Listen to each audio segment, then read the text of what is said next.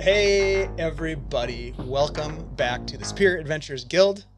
My name is Dave. I am your humble host for part 2 of an amazing, super fun, Blood and Winter homebrew game set in Paradise Valley. Christian's going to tell you a lot more about it, but the long and short of what I want to say is thank you, Christian, for introducing us to this system and to this game and making it possible for me to pretend that I am a rabbit because, God damn it, it's fun. I really appreciate you all being here. Thanks to everybody who's joining us, Old Goat and in the gang in the chat. Thank you so much for being here with us.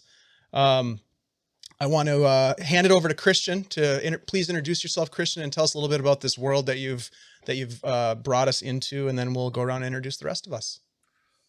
All right. First of all, thank you very much for having me, for giving me the opportunity to do this. I just seeing you with the rabbit ears is worth, everything. So it was worth it just for that. My name is Christian. I play games, I GM games around here and other parts of the internet. This particular game is about, basically it's after some sort of catastrophic event, and out of some research labs and undergrounds, these humanoid animals have sort of emerged and formed a little sort of a community for themselves, but they are being surveilled at all times by robotic guards, drones, etc., etc. There are barriers preventing them from leaving this Paradise Valley, and they sort of live very much under the constant and watchful eye of these watchers. And sometimes some of these animals disappear and all that. There's some unrest brewing, of course. As not everyone enjoys being held prisoner like this. And the characters in the game here are just now starting to discover that perhaps there is something on the move, something sort of occurring and happening that may drag them along or leave them behind, depending on what they decide to do and what they decide their personal interests or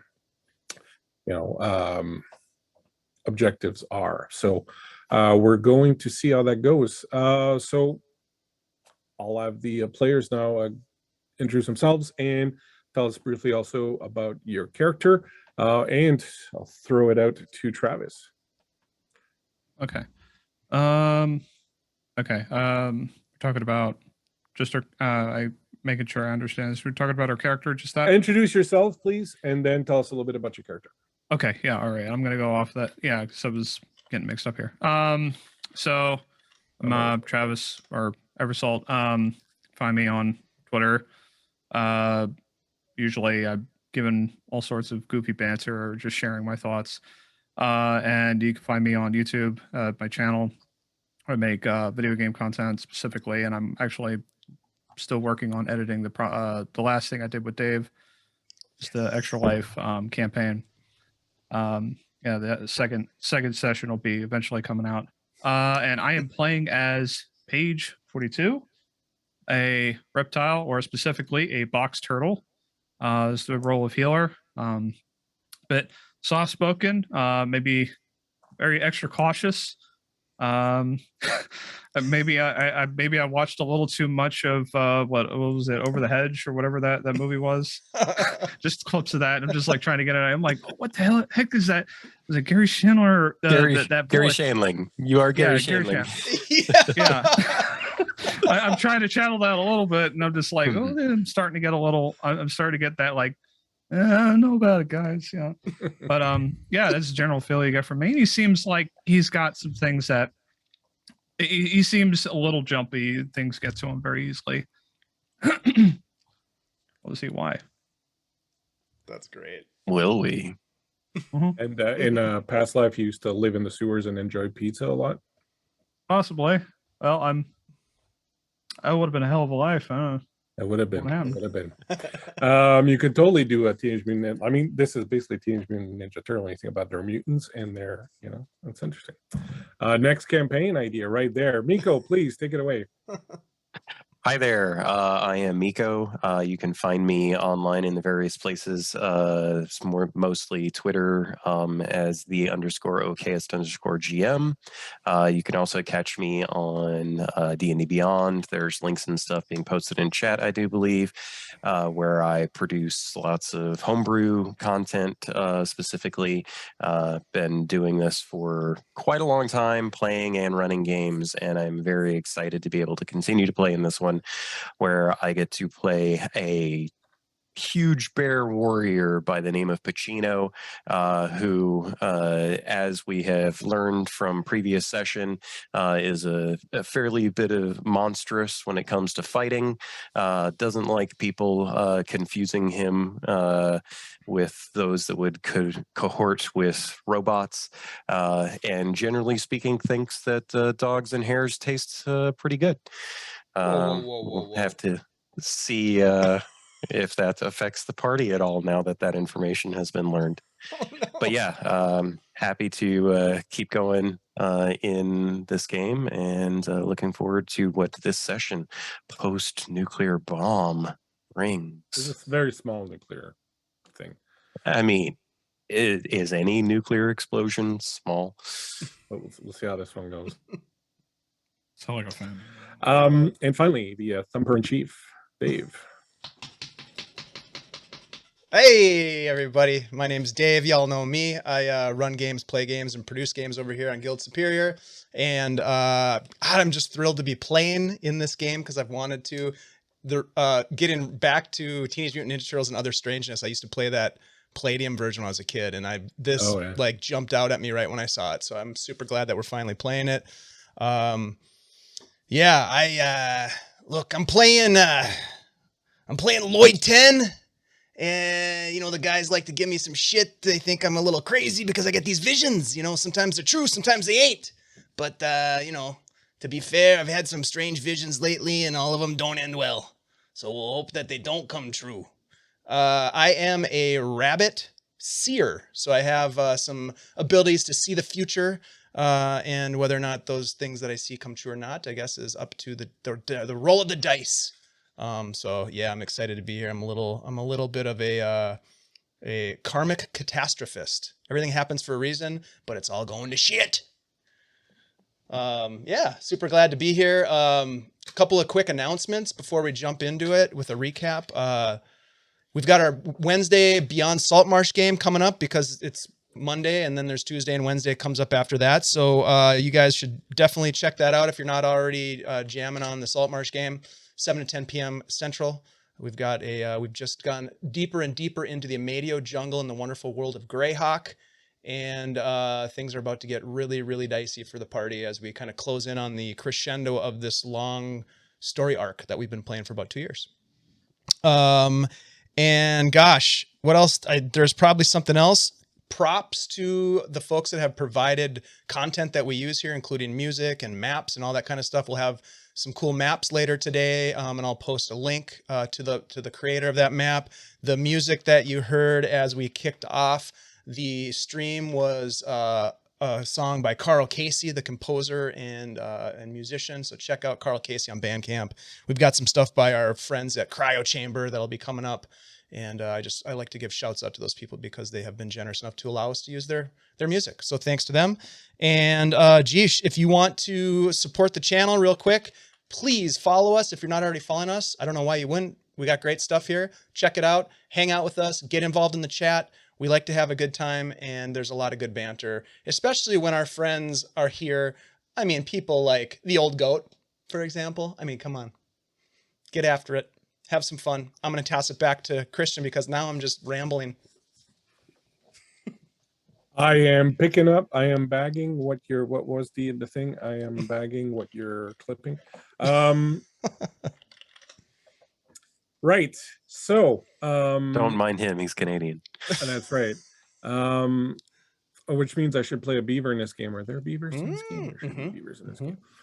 So first off, I'd like to remind the players that they each have an advantage for this session, which basically is at any point in time on any roll that they so choose, they may elect to use their advantage, which gives them +2 dice to roll. And Dave will correct me, but I do believe there is a way for the audience to pitch in and make my life as a GM more difficult by throwing some bits down and buying some advantages for the player. So please do that. They're going to need everything they can get their hands on. Oy. And I say that after the session that had the land shark and a nuclear explosion. So, you know. What else is there? I'm scared. I know.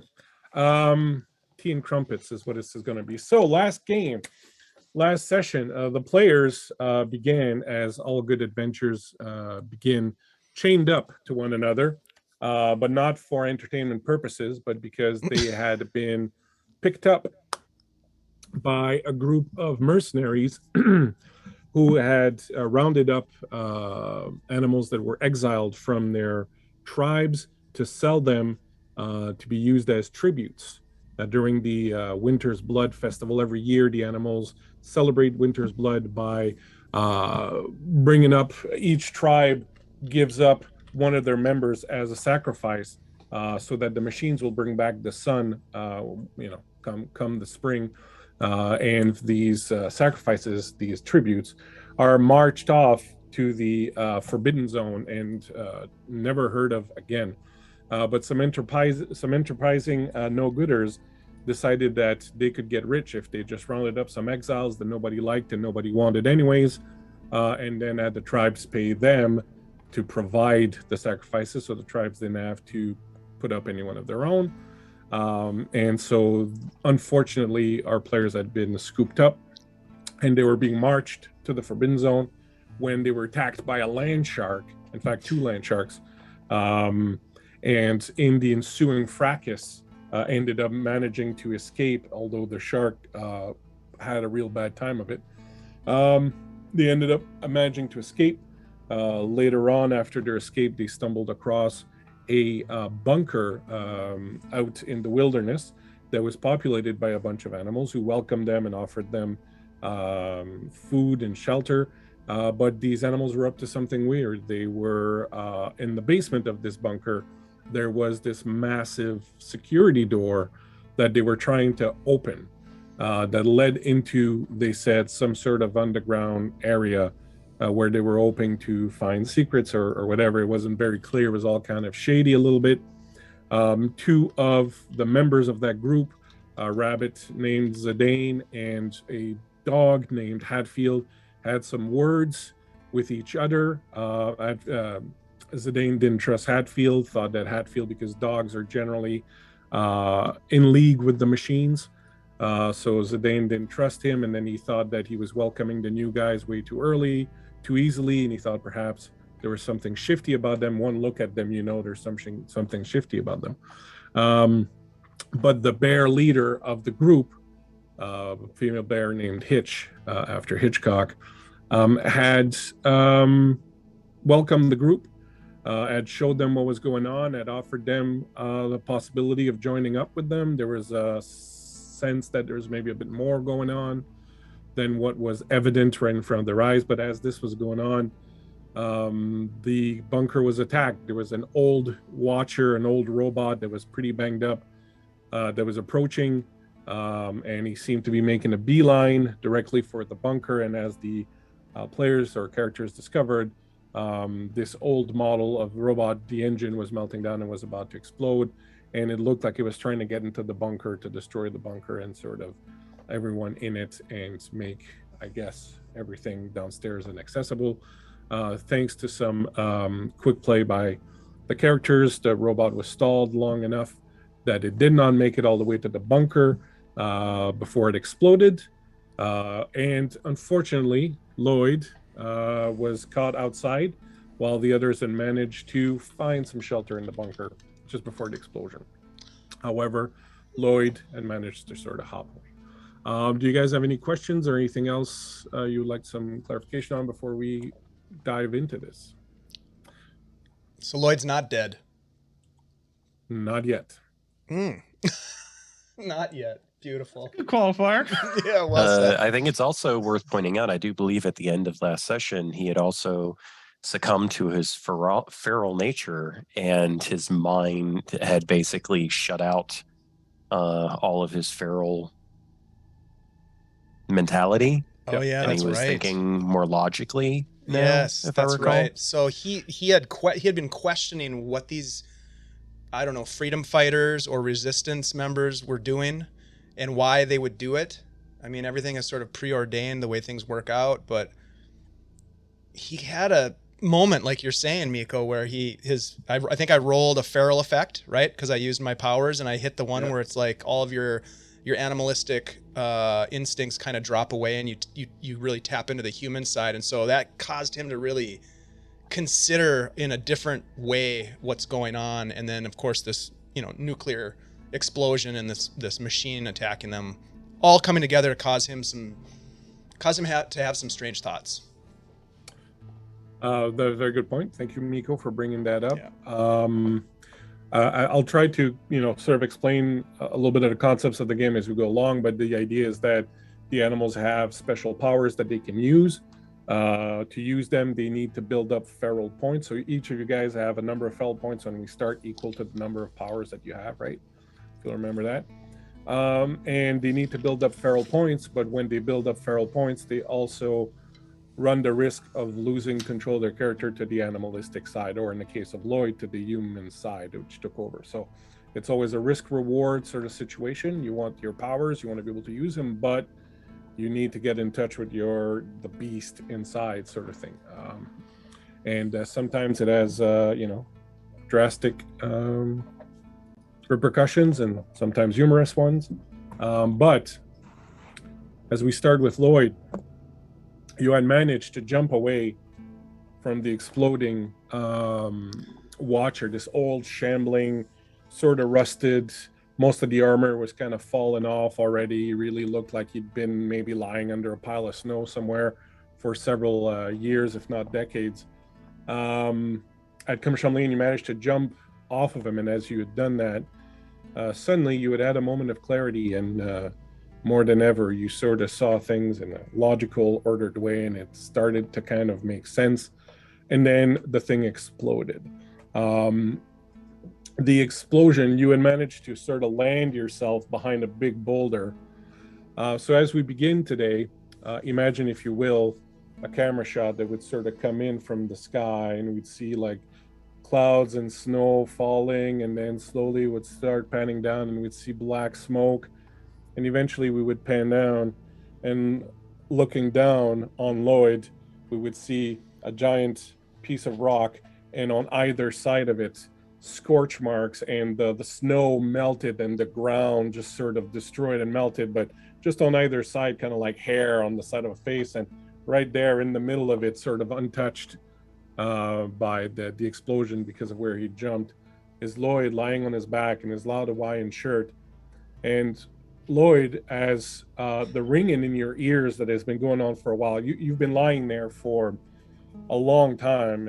You've kind of lost track of time, but you've been lying there for several minutes, if not several dozen minutes, and you just sort of lying there looking at the sky and watching these little drifts of snow coming down on top of you, and this black smoke sort of everywhere, and smelling, the destruction, everything that's kind of happened around you. And as you're kind of thinking about everything that's gone over, and your human kind of brain is sort of wrestling with all that, you get this odd sense of music playing, and you hear, are you familiar with this Frank Sinatra song, That's Life? Yes. That is the song you hear playing from very far away, almost imperceptibly. You hear That's Life by Frank Sinatra. And this sort of activates your mind, because your human side realizes that there's zero way that there should be some music playing, even though your animal, of course, doesn't know who Frank Sinatra is, but there should be no real way to be music playing. And this sort of forces you back into the moment, and you realize you were just having some sort of auditory hallucination, perhaps, or something like that, as the ringing in your ears is sort of down to an acceptable level now, and you feel whole. And slowly you can feel that human side of you kind of slipping away again, and the other animal side picking up. What would you like to do? Am I dead? Hello? I imagine that his ears are singed, maybe with, like a little bit of like burn scorch marks in his fur. Shit. I'm gonna pull myself up, kind of like leaning on the rock. Holy shit, hot. as I look the rock about. is hot as all hell. Oh. Guys. You still here? Guys. Do I see the building? Is it still there? Is anything... So you kind of walk around the boulder that protected you from death. And what you see is basically behind the bunker is this mountain, this small mountain that was sort of rising up. And what you now see is a huge crater where everything in front of the mountain used to be. The bunker, the trees, everything around it has just sort of cratered down, and perhaps the last thought that your human side has before you revert back to your full-on animalistic side is you remember Hitch talking about the fact that they had already weakened the supports underground of the bunker too much by using dynamite to try and open the door, and you kind of realize that likely what happened was that the explosion itself, the bunker was made to withstand this types of explosion, but the supports underground couldn't take it, and everything just sort of collapsed down. And as you approach the area, you see again the snow is melted for like 50-60 feet, in both directions. The trees are gone, blasted. There's a huge crack in the ground that goes almost all the way up to where your boulder is, and everything else has just sort of caved in. I'm gonna bound over to the edge and start looking for my friends. Boys! Pacino! Paige! Boys! As you go through, you find the remnants of a couple of dead bodies. One you recognize, even though you just have the legs, and the top part of the body has kind of been destroyed, but you recognize the pants, and you recognize that it was Hatfield, the dog who had been stuck outside with you when this happened, and Pacino had very sort of bravely tried to save him by pushing him over the side of the building, but he was still kind of caught once the explosion happened. And there's perhaps a couple other bodies that are basically just smoldering remains with like a boot and a bit of fur or something, and the entire thing is just sort of cratered in. I knew this was a bad idea. God damn it, boys! I'm just gonna start looking. If I need to start digging and pulling away rubble, he's just gonna start working to try to find his friends. All right. Meanwhile, downstairs, the rest of you who had been in the building when the explosion happened, again, it was just this sudden sort of silence, this blinding white light. You were protected from most of the blast by being in the bunker, as Hitch and Macklemore had pulled Pacino in through the window at the very last second, and the others were sort of inside. But immediately after, you felt the ground give out beneath you, and you fell all the way down into that room downstairs that you'd seen that they'd kind of excavated, and then the walls started tumbling down, and there wasn't much you could do except try to get under some of the beams or whatever that had kind of fallen to hope to get a little bit of protection, as some of the rocks and the walls and everything kind of fell down. And now you're down there, and we'll say Pacino, you're the first one to awaken as you hear coughing and moaning of someone who's wounded. And when not, you open your eyes, and it's completely dark, and there's just dust everywhere, and there's debris and rocks and things like that on top of you, and you're lying there feeling a little bit kind of smushed by all this. So you should take 2 wounds, 2 damage for the tumble and all the everything else that sort of occurred. And a little bit further down,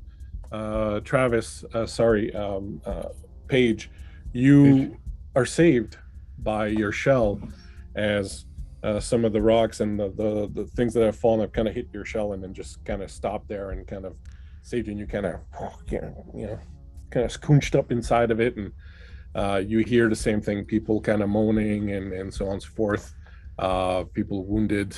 You find that you're kind of stuck now under all this material. You should take 2 damage also, if you would, please. Pacino, what would you like to do? So I think the first instincts for Pacino are because being as close as he was, I imagine that his vision is still like very much not there.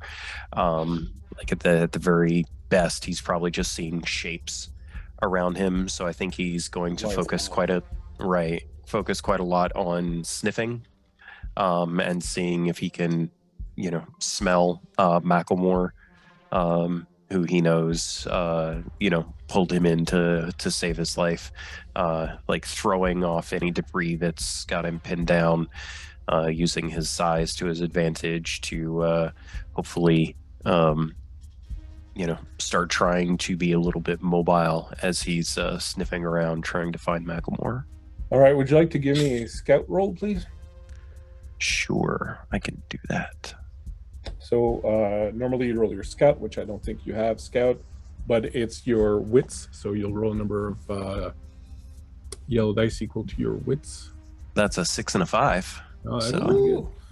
So you smell a few others. As you're smelling, you definitely detect the smell of Hitch, who's near you, and a little bit fainter, but further away. You don't detect the smell of Paige, but you know that he carries with him a bunch of potions and other weird liquids, and you kind of smell like some, chemical liquids and stuff sort of over in that direction.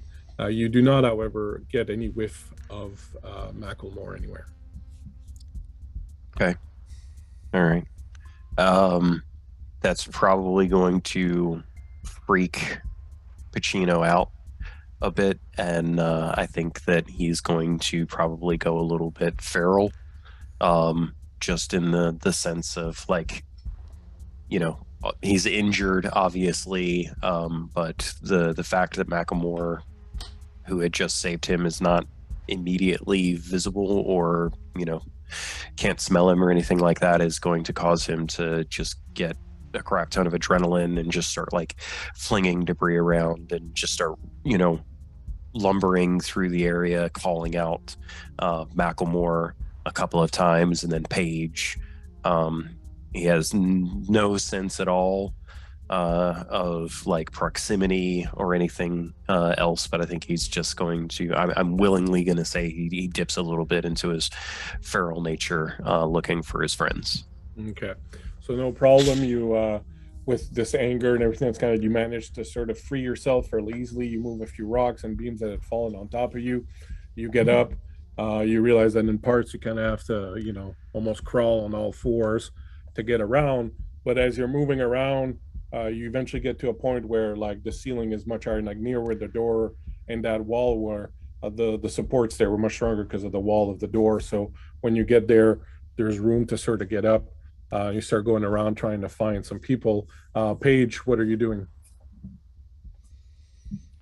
Well, being trapped under there, I was inside the shell almost entirely after that whole collapse. But now that everything is went silent, it takes a moment, and I think he waits for quite a bit, just scared to even poke his head out. And then when he does, he realizes that he's actually trapped under rubble, and he starts freaking out.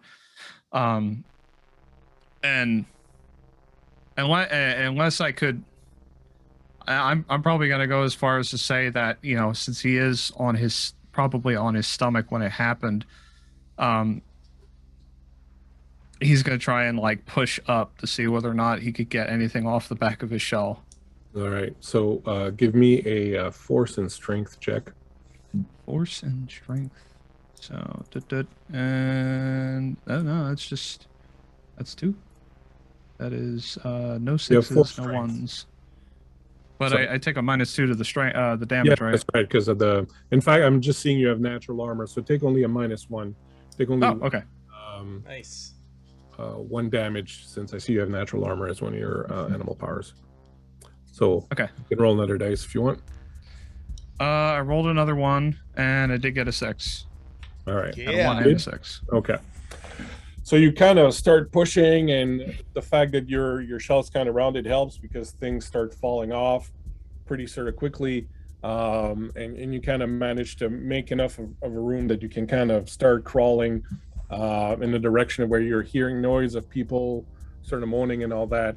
Pacino, as you're sort of moving around and kind of helping, you hear like, stuff falling off and, sand rolling down and blocks kind of falling to the ground, and you can hear the distinctive, sounds of Paige certainly putting in some sort of effort, and it's just kind of there to your right, and you can smell his the chemicals and stuff he has on him kind of getting a little closer. Yeah, Pacino will just immediately leap over into that direction and just start throwing rubble off of Paige to find him. Like I think Paige probably would even hear like the growling and the intensity of the beast coming out of Pacino a little bit. So I don't know if he would react in any way to that. But is that enough to like free him completely from under the rubble? Yeah, so you're very strong, so you managed to sort of pull that out, and your vision is just kind of starting to come in, and you can kind of sort of make him out like coming out. There's like this nice huge crack now down the side, kind of like a scar. So they're similar to yours in some ways down the side of his shell, a little bit where some falling debris has kind of cracked it. Looks pretty badass actually, but you don't know to what extent it's going to sort of affect him later. But you manage to sort of help him and pull him out, and you, Paige, feel like it's Pacino just with the sounds and everything, and he's just pulling you up, and Yeah, the two of you are I think immediately, as soon as he can visualize and see Paige and smell him more clearly, he just scoops him up and just like grabs him and wraps his arms around and says, "I got you, buddy. I got you. It's okay." Like when he ran in and you started swiping stuff off and had the grunts and the growls and I'm hearing like it was kind of like a mix of like what he sees you like with all that going on, he's like, hey, you pick him up and just grab him, he's like, thank you, Pacino. I got you. Are you good to walk? Can you walk? Yeah, I can do. Can you see? My vision is still pretty messed up from the explosion. I can't see too well. Can you see Macklemore? And I just set him down. I can't see anything. It's so your dark. eyes weren't affected as badly because you were behind the wall and the door when the explosion. Yeah. But He was actually almost underground, wasn't he? Wasn't he like coming up out of the? Yeah, he had gone to get He went for the dynamite. dynamite. With that, I was with worried that I got thought, you're buried. thinking- and then you look down and you're still clutching the stick of dynamite. Oh yeah. So I could see a little bit better than Pacino. Yeah, It's like, but like barely any. There's cracks like from where, some of in the ceiling above you. There's like some tiny cracks. There's little shafts of light that's sort of coming, and they're filled with dust right now. And you can just kind of see outlines of animals that are either broken and dead, or kind of, trying to crawl out from under debris and stuff. Hey boys, I hate to break up your moment, but you just look up and you see Lloyd just pacing back and forth really fast at the edge of this crater. I think we might have roused the attention of the locals. What are we doing? As he's saying that, you hear a distinctive sound behind you of something striking something, and then and when you look over, there's this glare as Hitch, who is kind of almost completely buried by debris, as a flare that she's just slammed on the ground and sort of activated. So now there's kind of some reddish light that's in here. Lloyd, as you're kind of like finding cracks and trying to see if you can do, you hear the distinctive sound of that song coming from somewhere down there, reaching out to you. You guys, you hear that? What is it? I'm gonna start kind of scrambling. What is that? You make a scout check for me, if you would. Downstairs, what are you guys doing? I can't. I don't think that Pacino is really paying much attention to Lloyd. I think he probably can't even really hear anything unless it's like in close proximity to him. So I think he responds almost instantly to the flare going off and seeing Hitch, and just like gives Paige a squeeze on the shoulder, and then just leaps crawling, or just like surges forward rather, towards Hitch to start throwing rubble and such off of her. Okay, what'd you get on your roll, Lloyd? I rolled a 6. All right, awesome. So as you're following the sound of the music, you go back towards where your boulder was, and sort of a little bit further down where the ground had started dipping, the way it has kind of fractured, there's a tiny sort of crack and opening, and when you get close to it, the music kind of gets louder, and you realize it'd be a bit of a job to sort of fit through this crack, but you might be able to do it, and fit in there, and you realize that it kind of connects downstairs to like what had once been sort of a tunnel that went into the main area. Can I like get my head inside and kind of look around? Is it illuminated? Yeah, it's pretty dark. All you're seeing really is sort of the glare of the flare and some shadows like on the ground, like you're seeing just the edge of the glare of the red flare down at the end of this sort of tunnel, and of course sort of shadows moving, and you're hearing on top of the song, but that's live song, you're hearing like Pacino going Hitch, and sort of going over, and some moanings and stuff like that. I'll pull my head back out and go over and run over to where Pacino is trying to help Hitch out, and I'll look over and see Pacino all sort of like raged out and be like, oh shit, and I'll just kind of like keep my distance but try to help as best I can. Did you go into the crack? Yeah, I put my head inside and like looked around. Okay, well, yeah, so you can't see sort of what's going on with them. You'd have to go in to see it, but you see the outline of the light, or someone who's I'll drop down. Yep, I'll drop down in, and I'll just come walking down, and when I see what's going on, I'll kind of back up a little bit. Pacino! You squeeze yourself in, and it's everything you can do to kind of get through this thing, and it's scraping your clothes and your hair and everything else, and you kind of just manage to kind of squeeze in, and you roll in, and then you arrive, and you see Pacino sort of trying to pull some. Boys, it's good to see you. I'm gonna run up to like give Pacino a hug, and then do that thing where I'm like, hey, buddy, you okay? I think Pacino probably is still very focused on like trying to free Hitch, and at this point his adrenaline is probably kicked in fine, but the ferocity is maybe tampering down a little bit as he's being careful.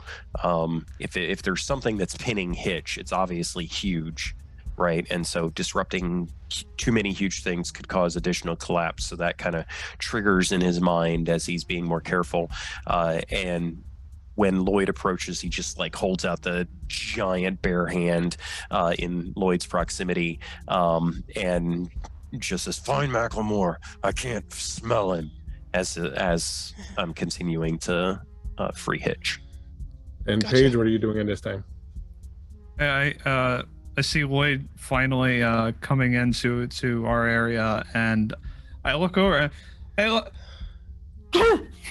It just sneezes immediately because there's just dust that kicked up everywhere. You okay, buddy? What happened? I went to go get dynamite and everything collapsed. It wasn't you this time, I promise. It was that machine. That goddamn that machine. What'd it do? It was just what? We gotta find Malcolmore. Come on. You look over there. I'll look over here. Come on. Okay. There's a lot of hurt people. Okay. I'll see what I can do. Mac. So you start going around looking for Mac. All you're finding are people that are animals that are really kind of banged up and whatnot, and you're not seeing Macklemore anywhere in there. Pacino, as you're sort of trying to dig out Hitch, she starts coughing blood, and she's got one hand out, and she kind of grabs your hand. She goes, "That's all right, pretty boy. I don't think that pulling me out of here is really gonna be a good thing. I don't feel anything below the waist." Yeah, as soon as she says that, he stops moving, knowing very well what she means. Who's with you? Anybody else alive? I don't know yet. There's some movement. There's a few people, but it's not much. Can you reach down under here? You might need someone with a smaller arm here on the side to where my pocket would be. Yeah, look, there's no way you're getting your hand in there. I will call out to Lloyd. Lloyd, get your scrawny ass over here. Yeah. What is it? What do you need? Oh, Hitch, you look like shit. Thanks. You look like $1,000. Can you put your hand down there, feel around in my pocket? Yeah, of course. As long as I have consent. You have it. Just reach down. He reaches down into her pocket, see what she So has. you pat around on her jacket, and eventually you find her pocket, and you put your hand in, and you feel something. It's very hard, cubic, maybe about this big. You try to pull it out, and even once you start trying to pull it out, it's kind of lodging against stuff. And damn it! she's like, God. "I'm gonna try to move a little." Be careful! Be careful! Pull out. Okay. You pull it out, and when you manage to pull it out, you see this, which I will put in our chat here in a second. Hey, Phoenix, thanks for the resub, buddy. Damn. Good to see ya. 16 months. Heck yeah. It's impressive. Great supporter of the stream and also a great streamer. So I put the picture in our thing. I guess I could put it on the Owlbear Rodeo for people to see. Yeah. The owlbear. Ooh, there's that land shark that we fought last episode. Yeah, and we'll obliterate the land shark with. Thank you. It's scary. Thankfully, it's not the lament configuration. So yeah, so as you pull this thing out, it feels like it's kind of hard, and as you're pulling it out, it feels kind of warm, and you can see lights start to play on the various lines and things around it as you're holding it. You pull it out and you're kind of looking at that, and as you're doing that, Hitch has already kind of reached for Pacino, and she's like, "Iskar, everyone knows about you. Everyone knows you're a stand-up bear. I need you to make me a promise. You need I can do it. You need to find a bear called Truffaut. He's the one that gave me this and sent me here. He's gonna need it back. It is vitally important that you get this thing back to him. We couldn't make it work. We couldn't do anything with it. But he seemed to think it was the most important thing we had. So you have to find him and give him And give just him reach out and like grab onto her shoulder and, kind of squeeze my claws in a little bit to give her some, pain adrenaline so that maybe she can focus. And I just say, where was the last place you saw Truffaut? on the other side of the mountain, east of here. If you follow the mountain or get on the other side somehow, there's on the flank of one of the mountains, there's a giant metal bird that's crashed down into the side of the mountain. You'll find him there. You can't miss him. Just go around to the east. And as she's saying this and started talking to you, Lloyd, you're holding this thing and you're looking at it, and the lights are moving faster and they're changing as you're holding it. And suddenly, like, the light sort of shoots out of it. Oh shit! And if you can imagine, a sort of holographic map sort of What did I do? shoots out of it as you're holding it. It's kind of like this big, and it looks like bunches of corridors and rooms and things like that. And then slowly there's like a little red blinking light that appears down one of the corridors in one of the rooms. What do you make of this thing? Is this some kind of like a map or something? Fancy. What did I do? Weird. This is weird. You made it work? Oh, of course you made it work after everything else falls apart. Damn it. We sent whatever that blinking light is. That's what Truffaut wanted us to find. I don't know what it is, but he said if they bothered making a map of it and putting a red blinking dot of it on there, it would be important. Just try to get it back to him.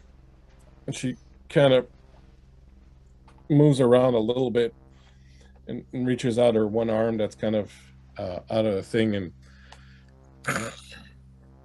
with some difficulty pulls on the handle, and you see she's pulling her sledgehammer that she had, this sort of weird sledgehammer that's like a sledgehammer on one side and like a little pick, curved pick on the other.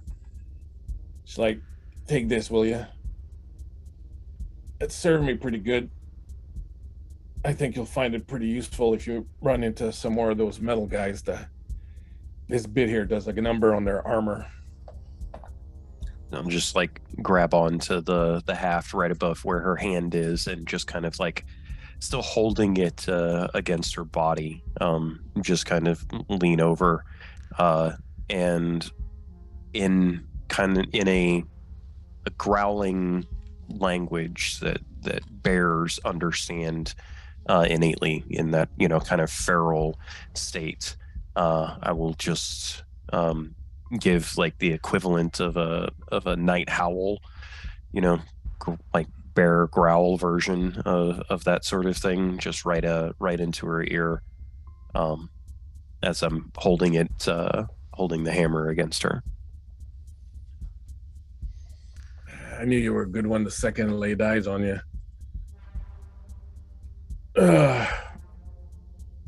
Hey, Turtle, get over here. Okay. And he had somebody who looked like they were just about pretty much all gone. He just lays them down and then comes over very like delicately, like past all the rocks and stuff that are like tripping him. Yeah. I don't think I got long to go, but I'm kind of in some extreme pain. You got anything to make my next the last few minutes here a little bit more easy to handle? I'd hate to start crying. Yeah. I think I got something. Let me take a look. Pulls out the thermos and think of the kind that we would be talking here. Maybe the sedative? Aren't you a moonshiner? The moonshiner, yeah. I mean, could have a couple of rounds of that sitting somewhere around there. Yeah, you have some of that extra special hooch that you save for special occasions, like amputating people's legs and stuff. Oh yeah, it's just pour a little on there. Strong stuff. Yeah. So yeah, there's the one. There's this takes a cap off, and the one channel that's there on the side specifically for you pours out a bunch. About a nice little shot serving specifically, suitable for a bear. I don't know if that's suitable. And that brings it up. And it's like maybe if it looks like she's like struggling to drink it, just like help. With yeah. So you help her out. She drinks it all down, and then she's like, "Man, that tastes worse than a badger's ass. It's the best thing I ever drank."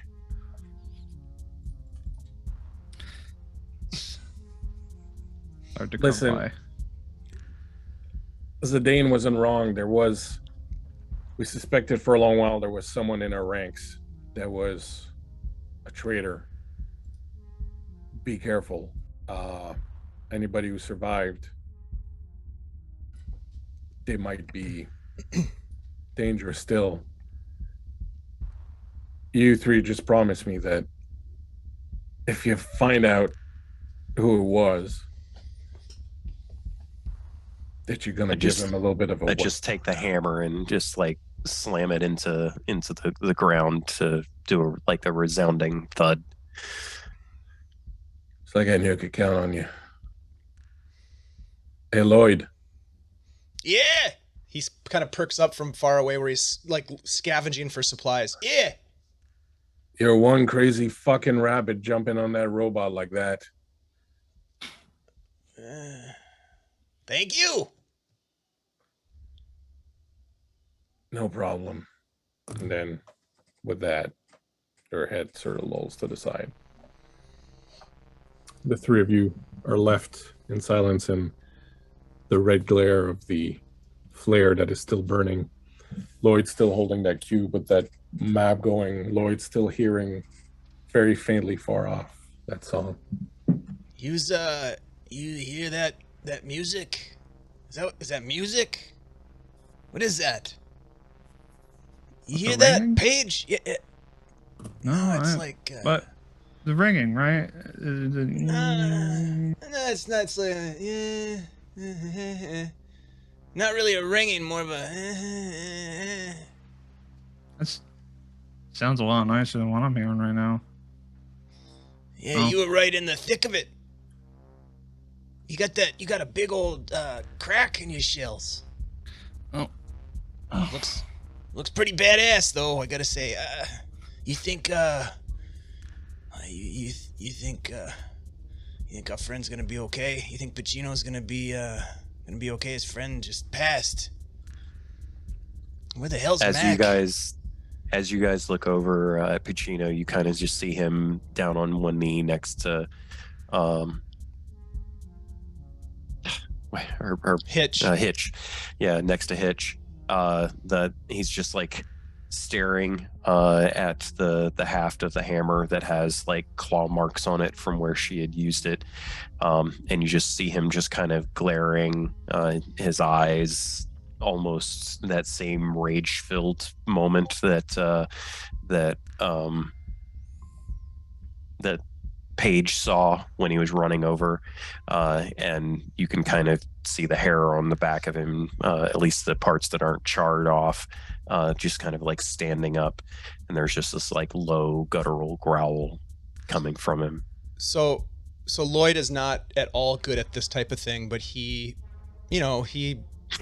loves his friends. So is it possible that he could use sense emotion to somehow help to console in a meaningful way, given what's going on? If he could sort of sense emotion I think he understands the emotion, but could he use that skill to help sort of calm Pacino down a little bit, to sort of like help him go ahead and through make a it? roll. Yeah, Okay. go ahead and make a roll. Sense motion plus your instinct. So that's instinct, okay. And sense emotion. What about you, Paige? Well, I would have taken it upon myself since he asked me. Lloyd asked Paige, do you think he's going to be okay? And I'm taking in pretty much what Miko described, and then I would have probably have used sense of emotion just to kind of determine, am I witnessing him, like, is this like do I got to worry about him raging out? Does he seem like he's going to show like a moment of vulnerability? Like what kind of state of emotion he's in at the moment? Okay, so I'll say you're helping Lloyd. So Lloyd, roll an extra dice for Paige helping you. Okay.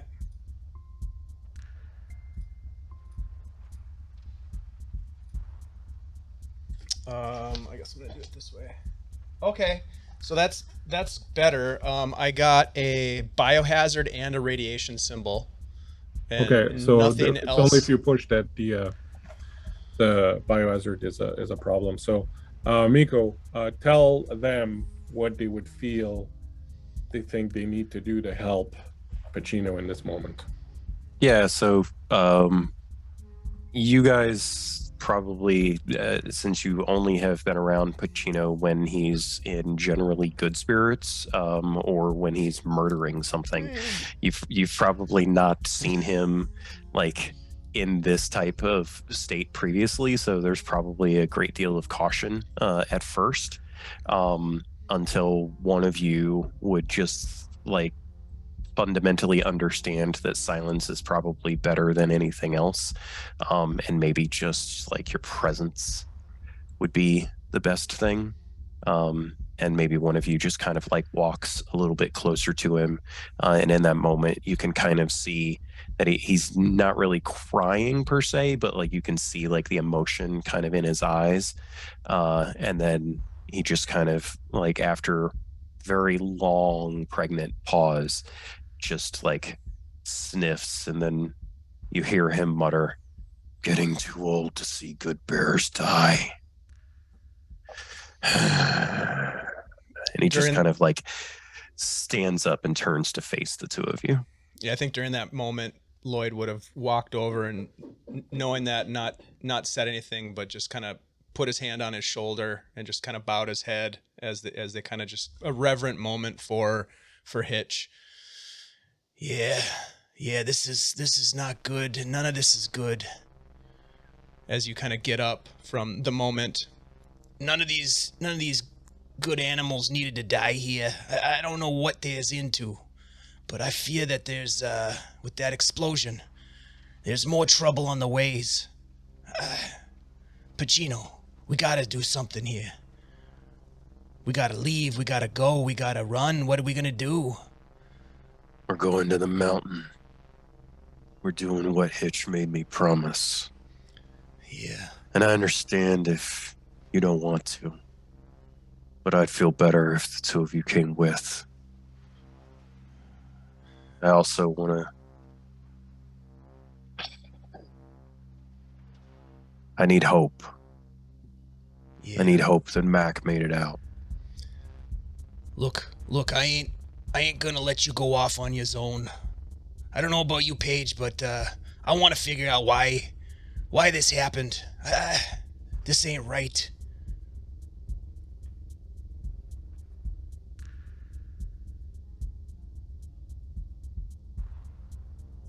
Too much has happened at this point that I don't want to be left sitting in this pile alone.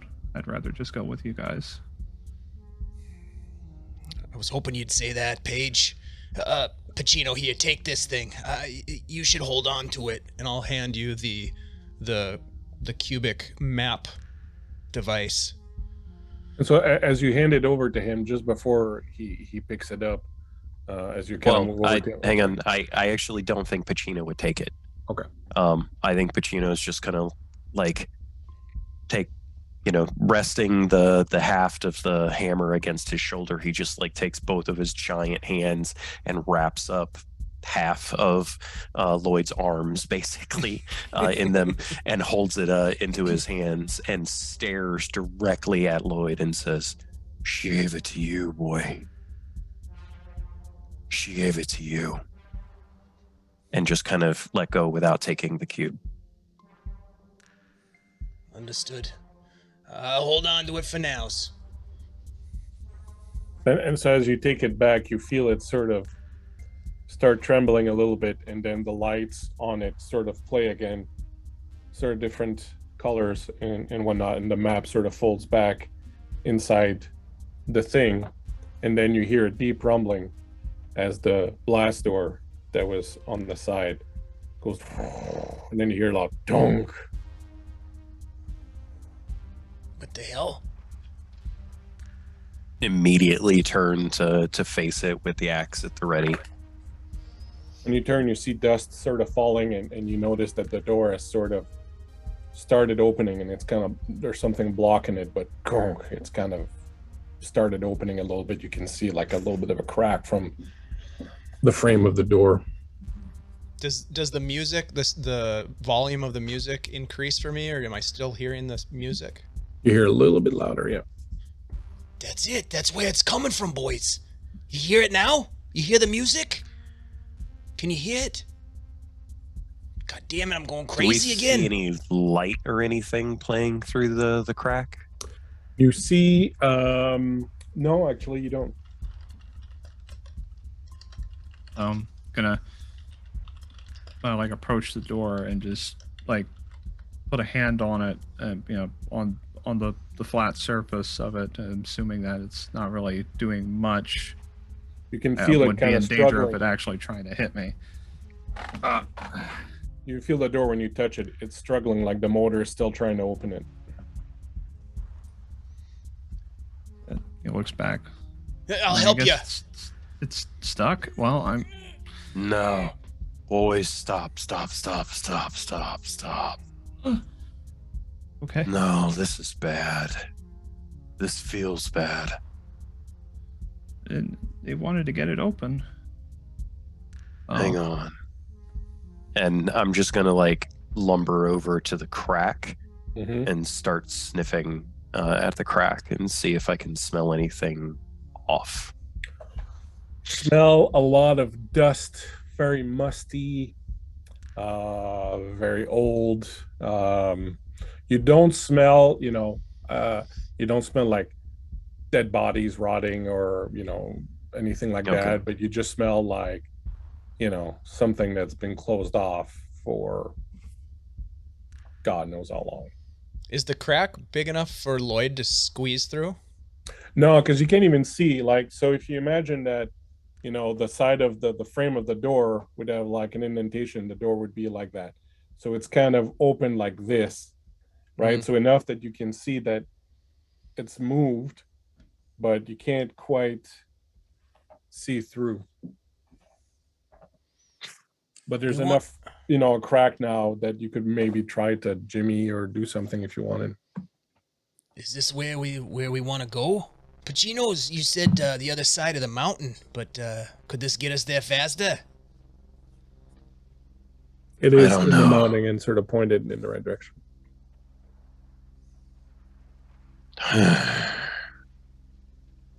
I don't know. These things, they're definitely connected, right? I mean, am I right, boys? They're all connected here. I mean, we were meant to find this place. Maybe it's our turn to figure out why these machines hate us so much. I think so. They could just happen by coincidence. I don't know. Nah, Paige, these things, they all happen for a reason. I'll just lean down over Lloyd, not in an imposing way. I'm not trying to like dominate him or anything, just kind of like leaning down as close as I can to getting eye level with him again and say, do you see anything? Let me think on it, boys. Let me think on it. And he kind of like bounds away, and he sits down, kind of cross-legged, and he takes out a little piece of this synthetic fungus that he's been holding on to for a while, and he mashes it up in his palms, and then he just licks it off his hand. And then he closes his eyes. And he is going to enter into a scrying trance. While he's doing that, you guys going to look around a little bit. There, you can see like there's a couple of like boxes of stuff and some backpacks and things like that. There might be some gear kicking around that might be useful. I do realize I still have the stick in my hand. this might actually do anything, or is that going to be a little too late for that? Your guess is as good as mine. That's not really my thing. I'm more of a bash it down until it's pulverized. Sure, I can figure out. Oh, I think I understand how they use this. Oh, Pardon me if I missed this earlier in the narrative. Is the implication basically at this point that there's nobody else in Hitch's crew that was present that survived the cave-in? Yeah. Okay. I think then while Lloyd is doing his vision quest, I think Pacino is going to like just walk around to the various bodies of individuals that were there and like do his form of like last rites, kind of like what he was doing for Hitch. And as he leaves to go do that, he's going to look at Paige and say, "Do you think you can try to scavenge up some supplies that might get us through the next few days?" yeah, I think there's just plenty of stuff over here. Maybe if anybody had things on them, I'm sure they're not going to need them anymore. So what you And while realize, because Paige was kind of in the shaft, there was nothing really to sort of fall on him, and you guys had fallen in right next to the wall. So when you went down, that kind of protected you, but everyone that was in the middle of the place just got caught in the rubble, and everything else kind of fall. And that's why most of them sort of died. And there's that little passage from the room where you were when you fell down to the shaft where he was. But everybody else that was in the main area just kind of went in with like the mass of the rubble, but nothing to protect them because it was basically the floor beneath them that gave way. Yeah, it's mostly about his own sense of just like needing to make sure than anything else. No problem. Okay. So, Dave, what'd you get? I haven't rolled yet. All right, here we go. My friend, go for it. Don't forget the plus whatever it is for the mushrooms. Yep, I did not get any 1s or 6s, so I would like to push it. Do it. And I did not get any 1s, but I did get a 6. All right. Nice. So you get 1 feral point. Yep. Um, Does that mean I take a trauma Wait, to does instinct? I thought the feral points came from the ones. Oh, you're not right. the Only if I sixes. got a 1. that's right. Yeah. That's right. Yep. Thank you. Yep. Yeah, so I got a 6. But yeah, you don't suffer any trauma either. You just don't get any feral points. Yeah. Yeah. Okay. That Okay. can be a good thing. So you, as you're sitting there, they're rummaging around, and you're thinking about everything that's happened and the explosion and all that, and that weird box with that map, and then you kind of start seeing this map kind of laid out in front of you again, and now there's that little red blinking light at the end, but then there's like a little white dot that's hopping around on this map. It's really weird because it wasn't there earlier, right, when you were looking at this map, but now there's like this little white dot that's just kind of hopping, sort of around, going through the various things. And as it's going through the various tunnels and stuff in this room, the music starts getting louder. The Frank Sinatra song starts getting louder, and then the walls start to take shape around you as you're hopping along, and you realize you're walking down this corridor, and eventually you see a door in front of you, like an old-fashioned door, almost like you're in a your character would have no clue what this is, but just for Dave's own so that you can imagine it like you're in an old like 1950s kind of home or something, right? And then there's like an office door, and the door is kind of cracked open with some thick carpeting, and you hear the music coming from that room, and as you sort of approach it, you get to the edge of the room, and you sort of peer in, and you see it's kind of an office, and there's like all sorts of weird electrical gizmos that are giving off electricity around the room, but there's a nice office with some plush chairs and a nice thing, and there's an old record player that's sort of gotten to the end, and it's skipping, and it's just repeating the last few lines of That's Life by Frank Sinatra, and then you hear a cat. And when you sort of look in, you can see there's a flagon on the ground, and there's red liquid that's spilled out from that flagon, and the cat is licking that flagon. And then it looks up and it sees you and goes, and it kind of jumps at you. And then you sort of stumble out of that, fall on your ass in the thing, and you realize you're still in the cave where you were. But as that happens,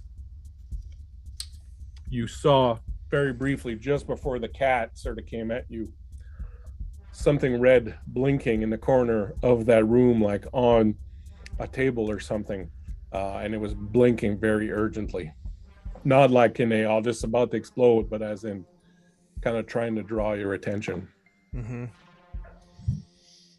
I come out of the trance at that point, and I get up.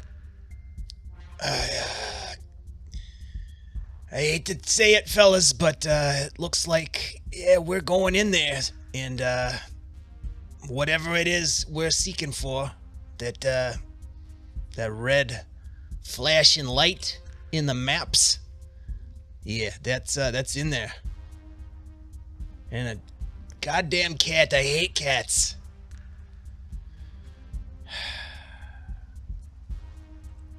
And a cat. Just kind of stands up from whoever he was checking on and turns and looks over to Lloyd, and just kind of, now that things are kind of like calmed down, the adrenaline is wearing off, his senses are starting to fully come back to him, he just sits there and stares at Lloyd for a really long moment and says,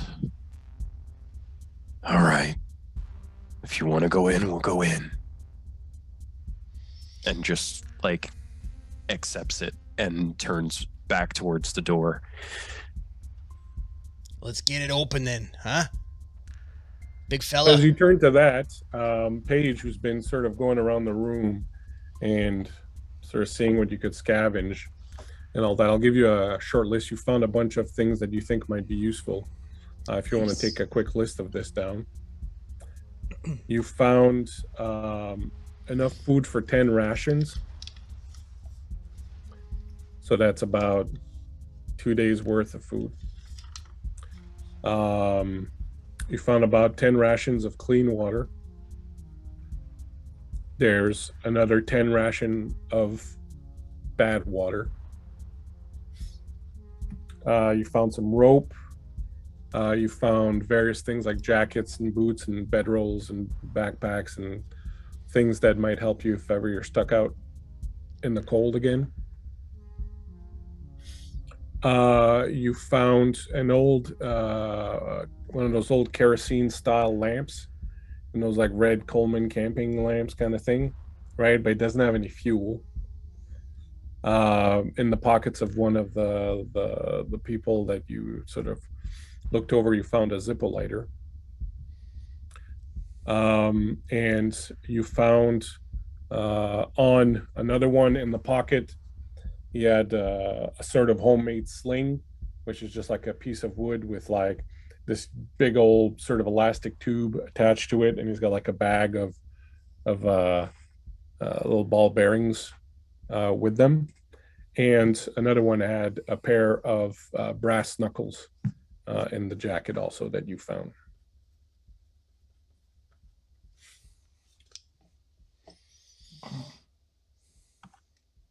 Yeah, good job, Paige. That's all good stuff. One thing you did not find, you did not see Macklemore. You did not see any evidence of him. There's no like piece of his clothing or anything. Like, you feel pretty certain he's not down here. So whatever happened to him, you feel pretty certain he didn't get caught in this thing. I pretty much no idea what happened to Macklemore. Nothing. So maybe he got out alive somewhere. He could be somewhere. Can hope. Yeah. Of course he got away. He made it away. Yeah. You know Mac. He's a loner. He ran off, and he'll find us. He always finds us. He'll find us. Hopefully. I hope so. Yeah. but we got plenty of stuff here. I could probably do something, but like some of the water here is a little bad, but I think I could do something about that. It'll just take a little bit of time. Plenty of outerwear. I guess if we're going in there, I don't know if we're really gonna need jackets. But You think we can get in there? If they'll fit you boys, you should take them. Yeah, I was thinking, well, it suit me. Who knows? We might be outside again. I mean, that was the intention. Getting the door open though. Yeah, Pacino, you think you can do something about that? I put the Yeah, stats so- for the stuff you found in the channel. Yeah. To be Um, So As you're as checking they out were- your sorry. no go for it.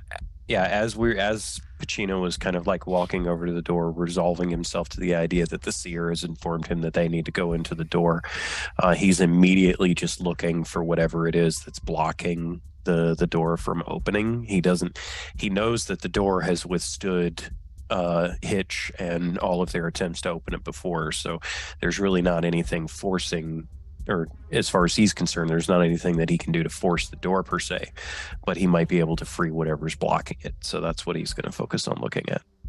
All right. So when you take a look at it, give me a comprehend roll just for shits and Oh, that's going to go over brilliantly. you know. It's a 3 and a 4. I'm going to push it. Okay. Yeah. That's a 5 and a 6. Nice. All right.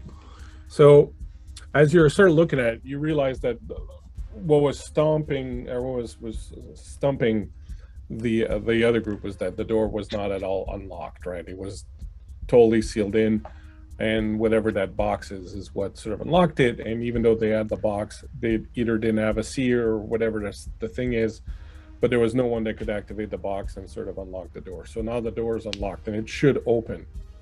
When you kind of get your hand in there and kind of try to, so whatever is holding it is something on the other side that's not barring it, like there's some hard bar or something, but like there's friction, there's something that's kind of pushing against it that's preventing it. So you actually kind of get the feeling that the only thing to do really is to put some muscle into it. Okay. I will attempt to do that. So before you do that, are you going to check out some, because he's pretty banged up, right? Paige, you're a little wounded, but Pacino's got some wounds also, right? Oh yeah. Very wounded. Oh, and I suppose we could take a moment to have something to eat. Maybe try to get our strength up before you try to do anything. All right. Just our- to make it clear, you could also do a heal roll, right? I thought that was only specifically if they were broken. Unless I use one. No, of the when you potions. roll heal, you heal a number of boxes equal to whatever successes that you get. Okay. Nice. Yeah, I mean, if that's the case, and using I mean, unless I'm completely off my gourd, but heal. I'll go by your judgment. And if the not that, GM well, tells you to heal, use it. Yep. you also have your potions, right? Yes, I do have my potions. If it comes down to that, just we pretty much decided on the heal skill. Yeah, so I'm going to say for now, go with the heal skill. I'll double check to see if that's, but that's my understanding of it. Yeah, that's the Okay. second feature, the save a life feature. It's you basically use it to give first aid and stabilize critical injuries. So yeah, that's just for like regular. Oh wait, that's a separate page. Yeah, it's That- it's a little across two different columns on the same area. But yeah, I'm gonna do the heal check. Is we got a few things hanging around here that I can. And the make broken use of. impression. Let me grab this, and the heal check would be 2.2. use some of the stuff that we have in the supplies to kind of, maybe use a little bit of, for the cuts and bruising. I might have something I can make use of out of the supplies or my own, even my own. If that don't work, So yeah, so I then think that just looking at it quickly here, I think you're right in that heal is only so when they're broken, and that's what the potions that you brew are for, is to heal people up right away. yeah, Right. they're like the emergency, get them up kind of situation. Yeah. I assumed, did we also recover? We would heal strength damage with food and fatigue, agility fatigue with like water.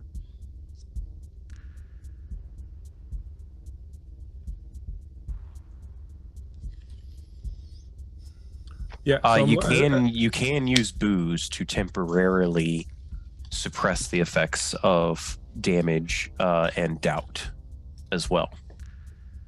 Yeah. All right. So you're right in that it can only heal once someone is broken. So, all right. So you take some time, you sit down, have a bit of food, have a bit of water, and I will say that you each heal up one wound from that. So you'll be stuck with one for now, Pacino. And yeah, so when I'll actually have two because I had taken one in the fight. Okay. So, but that's fine. So the hammer, you realize the sledgehammer that she has is interesting because it's made entirely of metal. It's like an iron rod that's then the head's been welded sort of onto it, right? So you feel it would make probably a pretty good pry bar. You get like the bottom end of it in there, and probably with some help, you could probably try to sort of jam that out. Jam it out. Okay, so after we rest, then I will get up and try to force the door open. So that's 3 from attributes, 2 from skill. And then if the other guys help you, they can give you 1 dice each. Yes. I think I can give some help. I'll help Any, for sure. Does the hammer thing count as an equipment bonus? Yeah, I would give you the gear bonus on that since you have, since it works as a tool. Nice. Alrighty. Go to town. Let's do So this. that is. You are huge, So right? that's- You are huge, so I will also give you an extra 1 point bonus as it's easier for you being that you are huge. But if you already rolled 6s, then you're fine.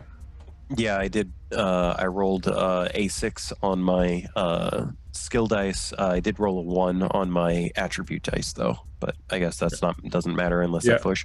But every other die was a 2. Oh wow! I rolled 8 dice. All right, so you put your back into it. I'm starting to feel weird about this dice roller you sent us, Christian. Hey, so with the help the other 2 guys, you kind of lean into it, and it's really kind of stuck. It's really kind of hard, but right away it starts to budge, and eventually, by putting all of your strength in it, all 3 of you, you manage to move it enough that you kind of feel like something gives, and then the motor kind of kicks in and opens it. And as it opens, you see a long corridor, and imagine, of course, a kind of high-tech, underground lab kind of corridor, if you will, with plastic and glass and so on and so forth, metal support arches along the way. There are, you can see lamps hanging from the ceiling, but they're all out. It's very dark in here. And as it pulls open, you start to realize what was holding the door is that there is a huge mass of basically skeletons that have just kind of been piled up against the door, and just by the sort of weight and whatnot of it, where the friction was kind of preventing, and some of the bones kind of getting into the ruts are kind of preventing it from moving, so that when you do manage to push it, you start hearing crunching and whatnot as these bones all come spilling out around your feet on the ground. And as you take a close look at these skeletons, they're very strange because they are not like any skeletons you've ever seen before. They're smaller, the heads are round, they're all fairly uniform. There's no indication of claws or, you know, tailbones or fangs or elongated snouts or any of that. Those are some weird looking animals. What? There's also piles of clothes, of course, old clothes that are started to rot and kind of fall apart with age. But these have obviously been there a long time because there's nothing on them, no meat, nothing. There's a lot of dead things in there. Are we gonna die in there? Nah, it didn't look like we died in there. Well, let me think here. My vision, I only saw myself, technically. So it's quite possible that the two of you might die in there. Yeah, I guess so. There's the possibility that I might die every day, so He's got a whatever. point. He's got a very good point. Pacino just holds up one of the skulls, like it's tiny in his giant, bare hand, and he just holds it up and like sniffs at it, and it's obviously, these things have been dead forever, which is why he didn't smell anything from before, and he just kind of gives it a little squeeze, and I imagine it just like turns to powder and crumbling. Yeah, and like shakes it off of his paw, turns back and looks at his companions and said, "These things have been dead for well longer than you and I were even thought of being born. Whatever killed them, I'm not worried about that at the moment." Yeah, see it. Pacino says it's going to be fine. It's going to be fine. Paige, it's going to be fine. Okay. Well, maybe there's not much else in there alive, so maybe then, yeah, it's just be us. Yeah. And that And, crazy cat that I saw. Huh, let me tell you, that thing was mean. You have a problem with cats, Rabbit Boy? Well, let's just say cats seem to have a problem with me. You know what I mean? That's fair. As you move in, would someone like to give me a comprehend check, and you can roll +1 dice for the other two guys being there. Do it. Do it. And we'll take a break here in a minute. As soon as we get this check, we'll take our short break. Okay, wits, Cool. comprehend. Okay. Mhm. You said any extra dice. dice? 2 Extra dice from helping. Okay, so that's a total of 8. Nice. Nice. 1 success. All right. Nice. And then that's So it. we need- as you come in and sort of take a look at the situation, and the door closes back behind you, you see basically evidence that the way you understand what's happened is that this was a mob of people who tried to get out. They were clawing, battering at this door, trying to get it to open. Some probably got crushed by some of the others, and whatnot. And a lot of the others, like in the back, kind of just gave up and just lied down there after a while or sat down or whatever. But it's clear that they were trying to get out of this thing and could not get this thing to open. Wow. Some of the finger bones are like kind of raw, broken. Oh. Hey, you look at the back of the door. It's like they were piling on trying to get out. I guess they were missing the key. Also dark as hell now as the door is closing. Oh, I'm sorry. I forgot to. If you'll allow me to retcon, I was going to grab the flare and bring that with. Yeah, if the it was still flare is burning. getting on the end of its life. Any little bit helps. You have lantern. Well, we You don't have have fuel lantern. for it. Chat. You have a lighter. You do have Can you fuel. make fuel? Moonshine does pretty good for that. Yeah, you got some cloth. You could probably make a torch off a stick or something. You're pretty sure you could take some of your hooch and put it in this lamp and Hey. Great It's idea, gonna burn Pacino. burn a little quick. It might smell really bad. Just heads up. I work with what I get. How well you guys, see in the dark? Pacino, you could see in the dark, or maybe not. I can't see a damn thing. I can't see like- nothing. So I'm That's like, why I usually try to smell as much as I can. Well, you go in front then, better. Pacino. You got a great nose for this type of thing. Great I was news. going in front anyway. Who are you kidding? Perfect. I'm you get like a relieved. small giggle out of Paige. Just I'm like, relieved to hear it. So Paige will take his little canteen out and pour out a few measures of his precious booze into it, and he'll light it up, and he'll take a little bit, then he'll puff, and then there's a very bad smell that comes with it, but the lantern kind of comes to life. You put the glass back on it, and then surrounded by this little halo of light, the three of you will set off down this corridor to see what awaits at the other end. We shall take our break here. A few minutes to go and refill the Awesome. glass. Awesome. This is great, guys. Yeah, we'll be back in 5 minutes? Yeah, sounds good. All Sounds right. good. We'll Thanks, see you stick then. around, guys.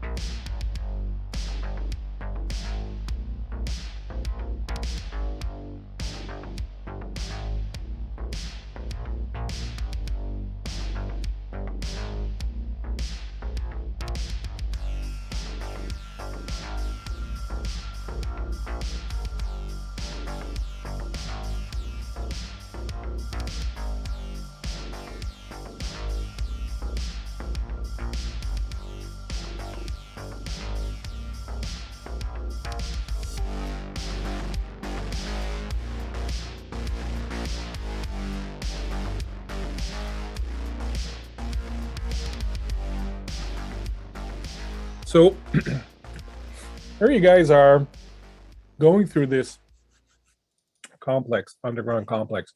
It's very dark everywhere. You're seeing other evidence here and there of people who have died, skeletons, things of that nature. Some people are in an embrace, some people are alone in a room, etc., etc. The sense you're getting as you go through this is that these people were trapped in here for some reason. You don't find any evidence anywhere of,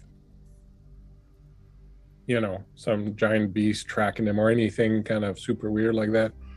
Most of the people seem to just have died from, lack of food, lack of water. Some took their own lives, etc. A couple of them looked like they got into some sort of scuffles or some fights maybe, but, there's nothing that hints at some, tremendous sort of horror. But going through this complex is pretty creepy all the time. There's no lights anywhere. There's these skeletons everywhere. You should have that little lamp that you have. You have to stop and refill it at some point. This is not a laboratory. There are offices. There are some sort of, like technical research labs and things like that. Not like this isn't like a medical facility of any kind, right? So there's none of that. There's no big security monitors or anything. This just looks like some sort of DARPA kind of research facility. More workshopy, less mad scientist. Exactly. So as you go through it, you'll at some point come along and find a security office, and then you'll find lockers for people. That's where you'll find these jackets and these things that are still in fairly decent condition that you can sort of put on and grab. A lot of the rest of the stuff is kind of damaged. There's a lot of paper, things like that, but you can't read any of it. None of it makes sort of any sense to you and whatnot. And you'll be going through this it's not immense, but you'll be going through this for what you, I don't know, I don't even know if animals calculate time, but like, you know, just for the players to have an idea, you're going through this for maybe like about an hour. So being careful, and and it's just really creepy, but you don't really encounter any sort of issues. All the doors on the inside are open. What appears to be locked is anything that leads to the outside. You do see in the ceilings that there are traps that are open, and like lamps, little sort of red lights that have kind of come down, and you figure maybe there was some sort of alarm and these things were kind of signaling that, but they're dead now. So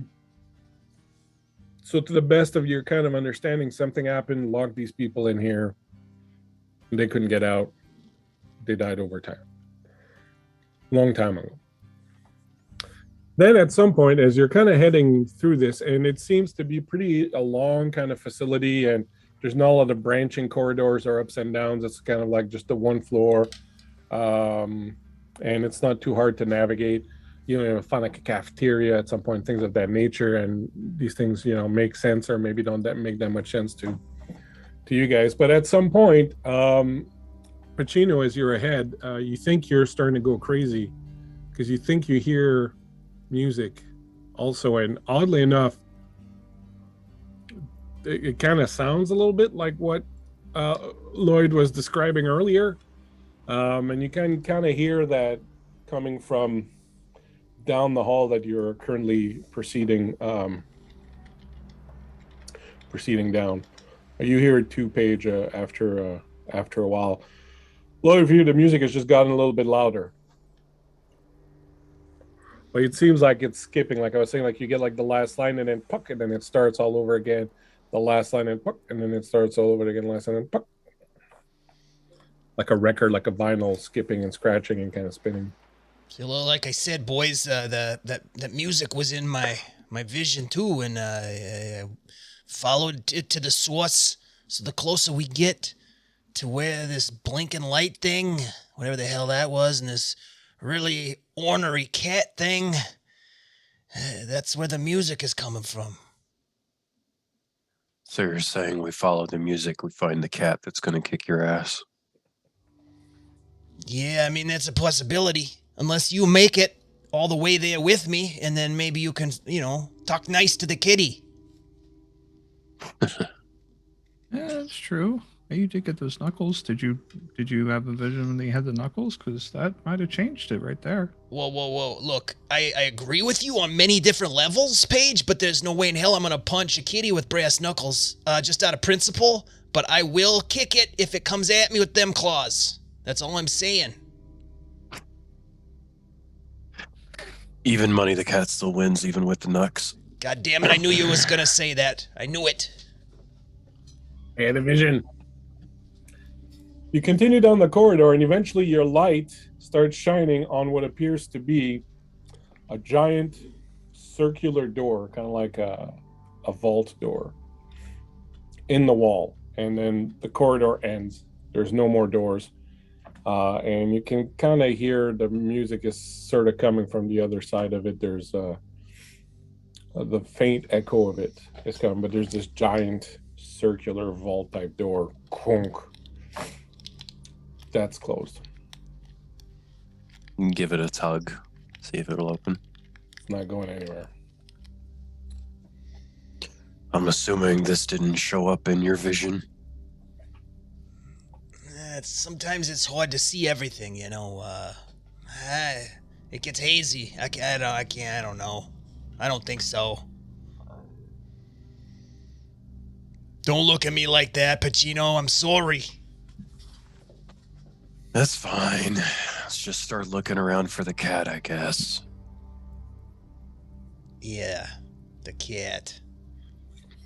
So you start walking back the way you came. It doesn't seem like you missed anything. There's no other sort of corridors or doors that lead that way. There's no indication of a cat anywhere. And go around looking for maybe another 10, 15 minutes, but there doesn't seem to be anything.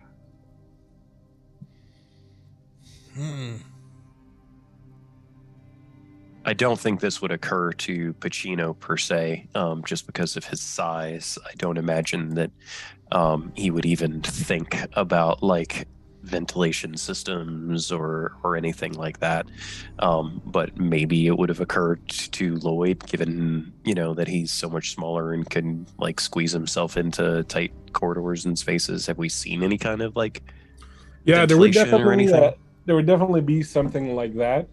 I have to say that I don't think the characters really know what that was. It's just another feature. Like there's grates here and there kind of thing, but I honestly don't think your animals would really have a conception of ventilation ducts or when it's just another feature like anything else that you've kind of come across in this room.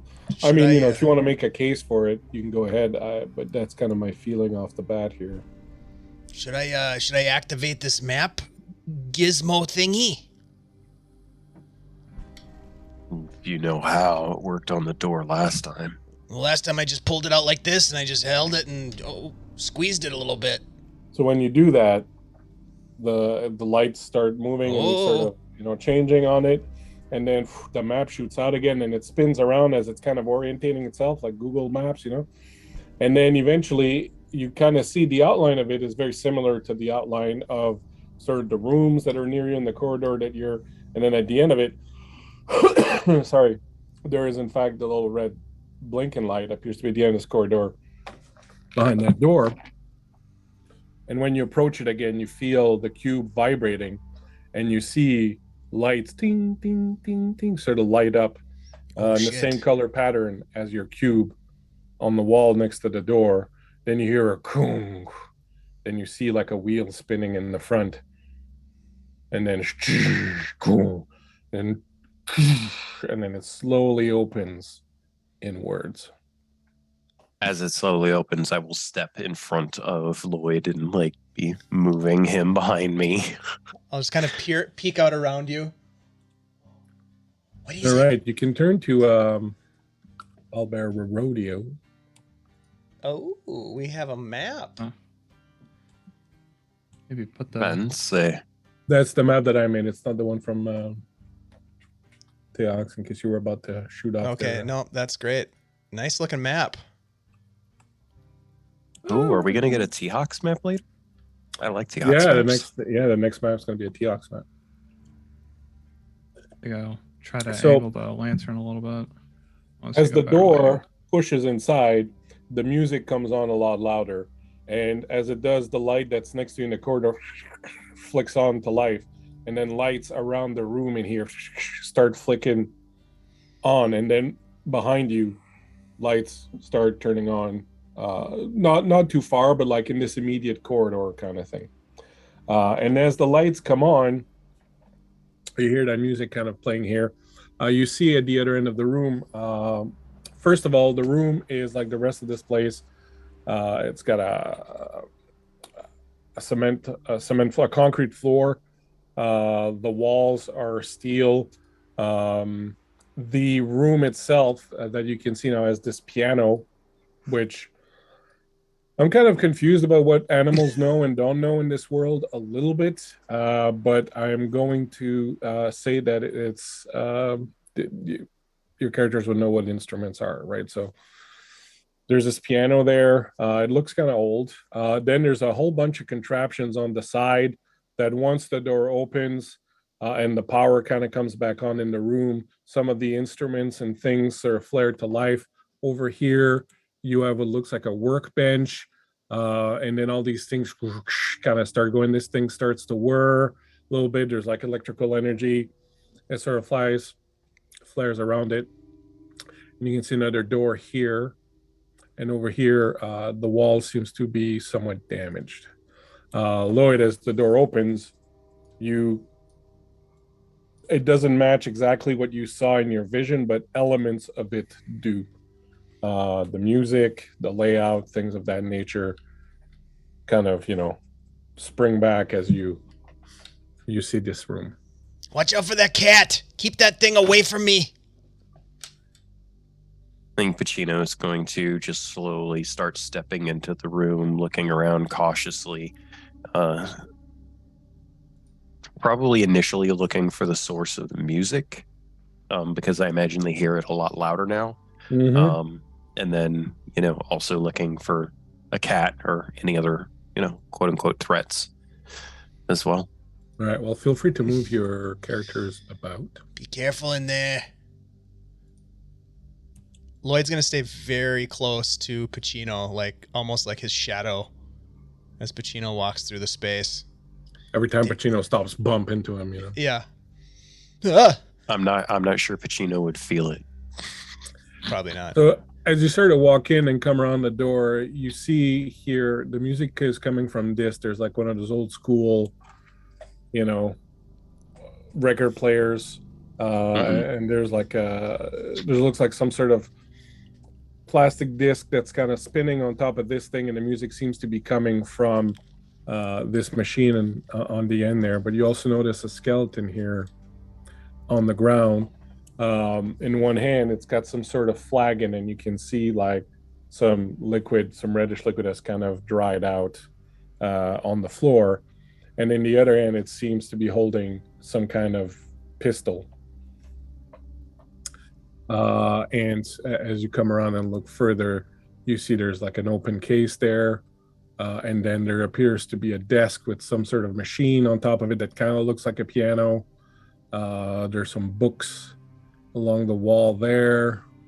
You see this whole little setup with and this looks very I'd originally put plants around here, but then I figured they'd be dead. But I didn't want to start to clutter it with empty pot stuff, but there is like, empty plant pots sort of all over the place. And it was probably fairly cozy at some point. But when the door is open, it's like let-in air here for like, the first time in a while. There's like just this like musty smell that sort of comes and assaults your nose. Do you go in further? Do you move in? Yeah, What do you do? I think Lloyd would be attracted to the sound of the music because of the vision and everything and how he's been hearing it. It's been drawing him forward. So at some point he'll break away from his friend Pacino and sort of make his way towards gingerly stepping over this body to look at this strange disc that's spinning around on this device. Okay. Pacino, you're going there. Yeah, I'm gonna go check out the broken portion of the wall, I think. And Paige?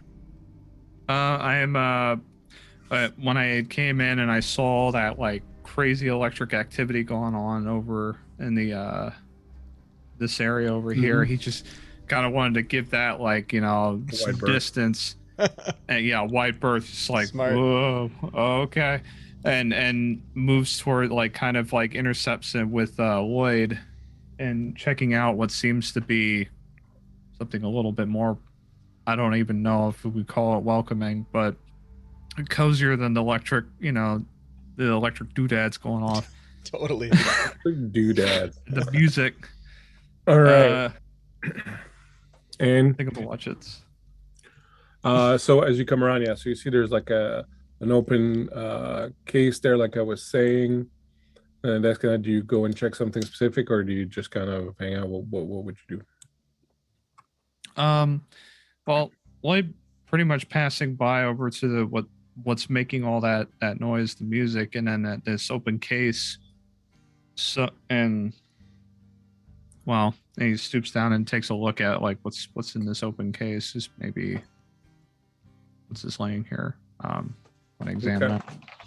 So we'll start with Lloyd. Lloyd, you get to the other end. It's an entire sort of piece of furniture. It's got like some sort of grills at the bottom. And then there's this thing on top, and this black flat disc is spinning, and there looks like there's a little arm that's on top of it. And the arm looks like it's hitting the middle of the disc and then kind of bouncing back. And then that's what's kind of creating this, kind of repetitive bit of the music.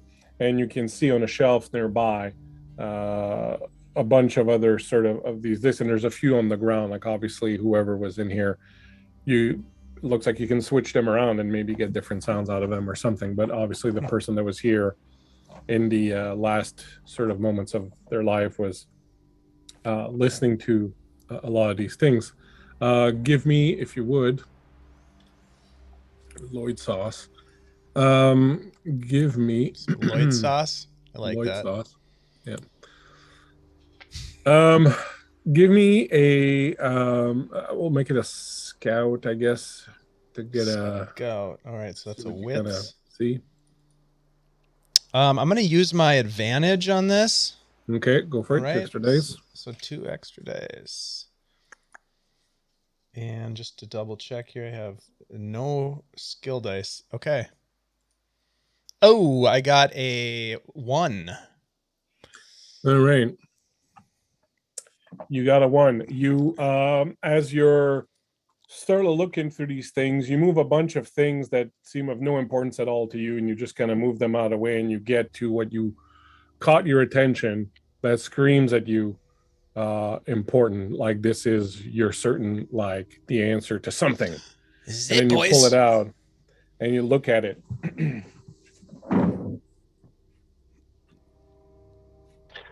About to get a visual aid, I think. Yeah, well, he's got a prop. I like where this is going. Oh, I gotta find it. Where is it?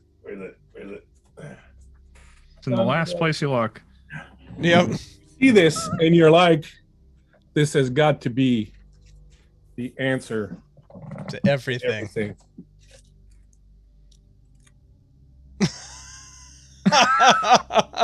That's it. That's it. Look at this, guys. He holds it up. You're opening Nice. it up. There's like images, all sorts of Oh, things. this is. Looks like one of your weirdest visions, man. This you're sure you've seen this before. I've seen this guy before. A couple Seen this times, guy actually. before, man. For sure. Son of a bitch. Look at this. He's going to grab it and take it. Everything in your life has led to this moment, Lloyd. You were meant to come here and find this, and if someday you can just decipher this, This means something. This really means something, boys. you as you kind of open it, you see there's another one of those kind of flat black discs in there, and you maybe kind of wonder, could you possibly put it on top of the other one and put the arm on or something? And I'll grab the arm and just kind of pull it away. Just with. No, oh, sorry about that. I imagine that also probably hurt Lloyd more than it hurt the rest of us, just because of his, sensitivity to sound. You slap the other thing on, you put it on, and although Lloyd has no fucking clue what this is, the scratchy, jumpy, staticky, dust-filled sounds of the Court of the Crimson King start to resonate throughout the office. I love it. While he's doing that, Paige, you're looking at this box. So this box looks like a briefcase or something, like a small kind of, you open it up. You get the feeling maybe the gun came from there because there's like a black leather thing that looks like it would fit the gun that the guy's holding. There's some personal effects in there, a bunch of different things. Can you give me a, let's see, we'll have you do a comprehend. Comprehend. You know what? I'm gonna use the advantage. This might be cool. Why not? Yeah.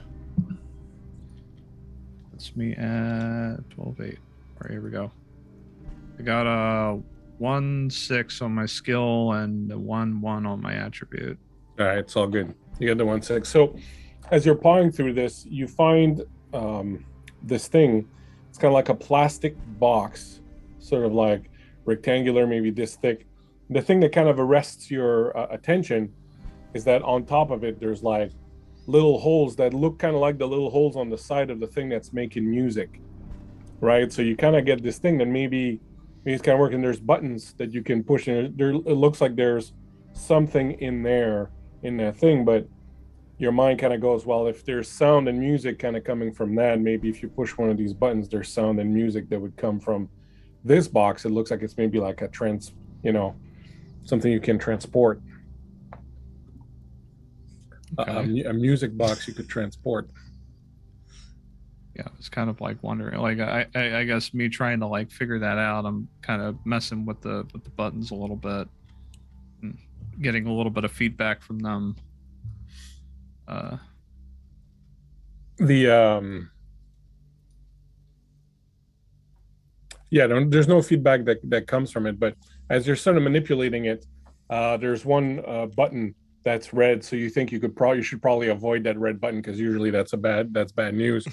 But you press one of the first buttons on the other side, and you hear at first sort of very scratchy kind of noise coming from this thing, and then you hear a voice that is speaking, and it sounds like a very sort of weak voice, very tired, and you hear day 27 since the alarm and lockdown. Haven't had anything to eat in 6 or 7 days. Only a sip of wine each day. I'm fading. Doors can only be unlocked from the outside, and I think it. Maybe everyone out there is dead. Sure is quiet. Well, at least since Caliban stopped running headlong into the wall. Thought for sure he was coming through. Not sure the EMP rifle would have worked. Didn't really have time to test it before. And I'm just gonna put on a Sinatra record and finish this wine, and then there's like noises and screech, and then you can hear like the thing is pulling, and then there's like this weird sort of brown string that starts coming out of the thing, and it's making this weird noise as this string is kind of spooling out of it. The hell? I imagine that when the talking started, that got Pacino's attention. Yeah, but before and he- that started, I'm sorry, before that started, you were doing something. So I'll tell you what you were doing, then you can tell me what you were doing. Now, you approach that wall, and the wall is buckled towards you, and it's partially ripped apart. And you can kind of look inside, but it's dark in the room on the other side. But it definitely looks like it's been buckled towards you under repeated blows or something. And you're sort of investigating that, but you don't hear or smell anything really coming through that crack, and then that whole thing kind of fires off. Yeah. I imagine as soon as the speaking started happening, Pacino's like walked around the corner, and he's like just huddled over listening to the thing. And as soon as the tape starts like spewing out of the side of it, he thinks that it's like attacking Paige, and so he like just bats it out of Paige's hand, and then takes the hammer and just goes. Oh shit! It explodes, flies off in a bunch of pieces. Lloyd, you were being you were just transfixed by this sound and this art that you were looking at, and all of a sudden there's Pacino's just smacking stuff behind you, and there's bits and pieces of plastic sort of flying all over. Paige, look out! Are you all right? Are you all right, buddy? Yeah. Thanks. I don't know what happened. It started talking and oh. This is old world shit. We should be careful what we touch in here. You're right. All right. Fellas, look what I found over here. That looks really. God. What is that? It's important. Sort of beast on the cover. It's a really weird looking face on that. I'm gonna compare the face on the square, like, sleeve, with the dead guy on the ground. Well, he's pretty skeleton-y, but it's got no snout, it's got no ears, weird ears, whatever. So maybe it's him. What do you think this is? Naked mole? I don't know what this is all about, fellas, but this is creepy. And as you see this, Lloyd, as you're sort of showing him this thing over their shoulder, you see a red light blinking. Whoa, over here in the corner of the room. The three lights have sort of gone in succession, and now it's just this one here that's blinking. That's the light, fellas. That's the light I saw. I will Okay. cautiously, slowly move in that direction to investigate. Be careful, Pacino. The cat might be hiding over there. As you approach it, it looks like some sort of workbench. There's a bunch of tools. You have no clue what they're, because it's not like a hammer and a saw or something you'd understand. There's like little things with wires and gauges and things like that. But the thing that really kind of catches your attention,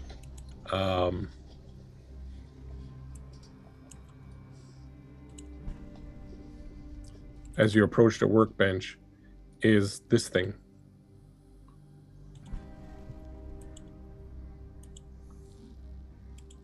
That's not letting me in begin it.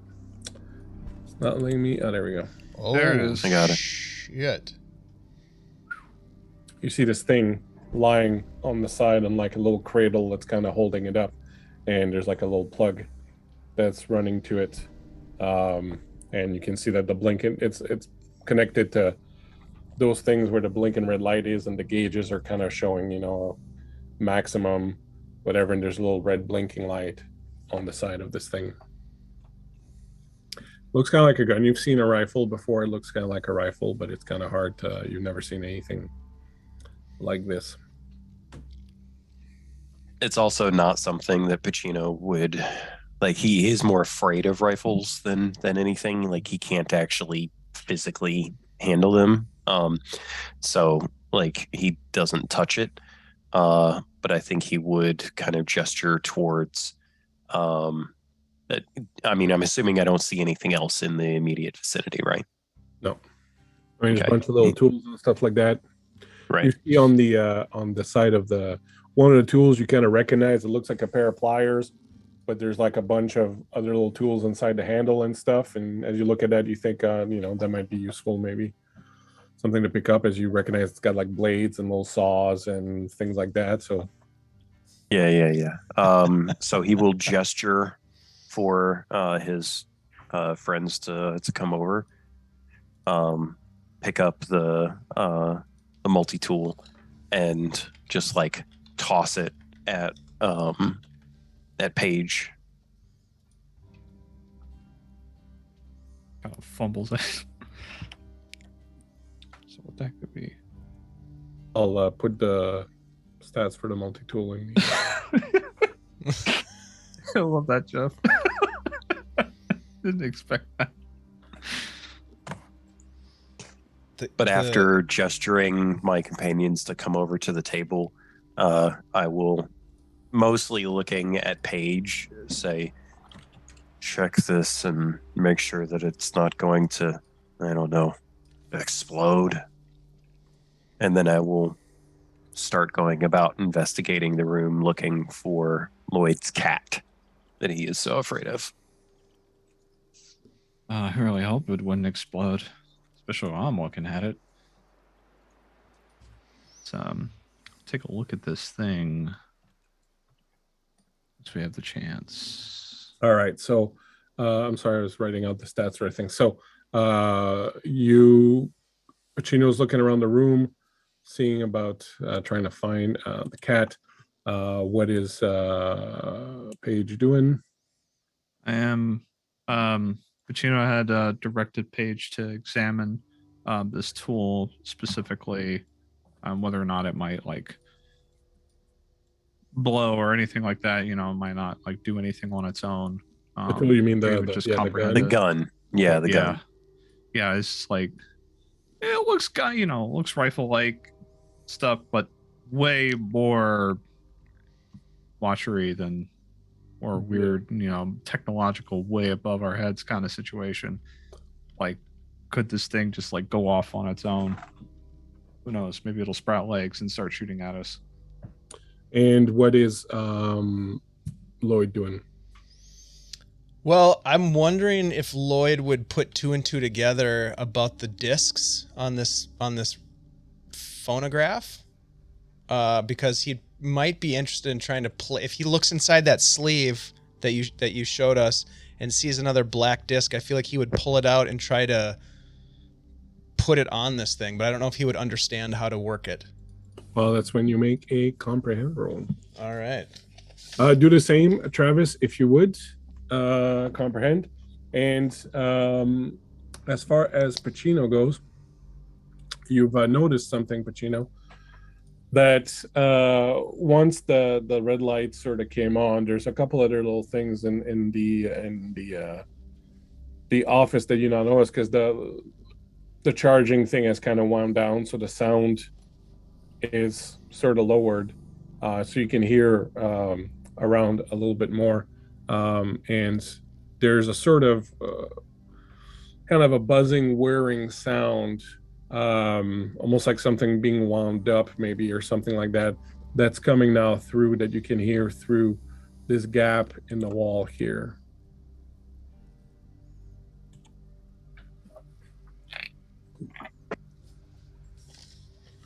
Sorry, which gap? The gap down here in the wall. Oh, okay. All right. I'm not going to say anything to the others because I don't want to spook them. But I think that that's going to cause Pacino's survival instincts to kick in a little bit, and I'm gonna start heading over, I think, to this other door, looking at other escape vectors. Okay. So we'll start with Lord. What'd you get on your roll? I got it. Nothing good or bad. Just kind of you think middling. Okay. Yeah, you really don't know how this thing works at all. I mean, maybe you're supposed to eat it. Who knows? Like, this thing is just kind of weird. You just know it's important, and you think you should probably keep it with you, but Yep. you really don't understand the mechanism of it. Plus, where you put it, and earlier when you pull the needle and whatnot, like, it's sounding really terrible now, and you can hear it's very scratchy, and the needle is kind of skipping around a lot, and it's nowhere near as pleasant as it was originally. Yep. Well, I fucked that up. And he's going to just kind of walk back around the corner and take a look at what his buddies are doing. All right. As he comes around the corner, Pacino just says, "Did you find your cat? Sounded like a dead cat over there." Yeah, I ain't seen a cat yet, but if my vision is correct, it's lying in wait to kill us all. You do hear that kind of whirring, buzzing noise now that's coming from... Maybe there's a cat over here. I'm going to go over and take a look. All right. Paige, up there, you did your comprehend roll. What'd you get? Yep, 2 successes. Ooh. All right, that's pretty good. So as you're looking it over, you see a couple of things. One, there's like a little switch on the side that looks like it probably locks it. So you're thinking, it's probably kind of fairly safe. And at first I'm not too sure, but then you notice that there's like a hole in the back behind the handle, and next to it on the table, there's like 2 little plastic blocks that look kind of like the cube that Lloyd has, but a little thinner. And you don't put it in, but you kind of take one and you kind of look, it probably kind of fits in there, and you kind of start to figure that it probably works like you've seen before. Some people use batteries and flashlights and things like that. So you're thinking, it's probably this is probably like kind of what powers it. So as long as that's not in there, it's probably fairly safe to sort of move around. But there doesn't seem to be any ammo. There doesn't seem to be any bullets or anything like that sort of kicking around. It's a flashlight gun. That's right. Do you want to do anything with this page, or? Well, given how unique and different this is, I mean, this is, I don't know. I feel like since I understand how to not make a danger out of it, then yeah, I might actually even see if I could take it with me.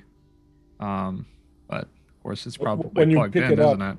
And you lift it, it's super light. It's incredibly light. Like, you thought, you were like, I want to brace myself, and then super light.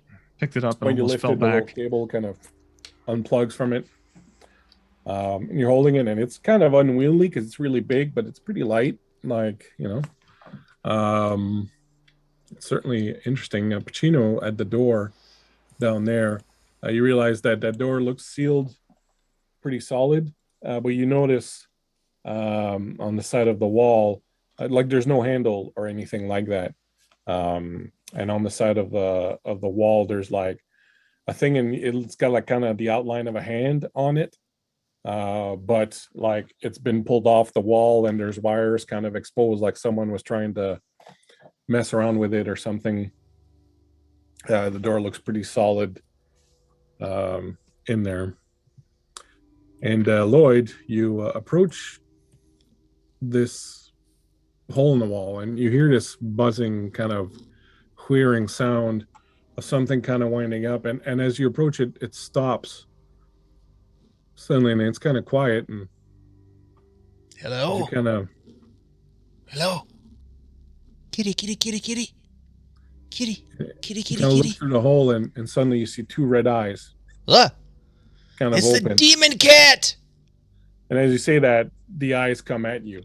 And suddenly you feel like a crash, a very heavy crash in the wall as the wall starts to buckle out further, and you hear a loud roar coming from inside the room. Let us do, gents, an initiative. Oh no.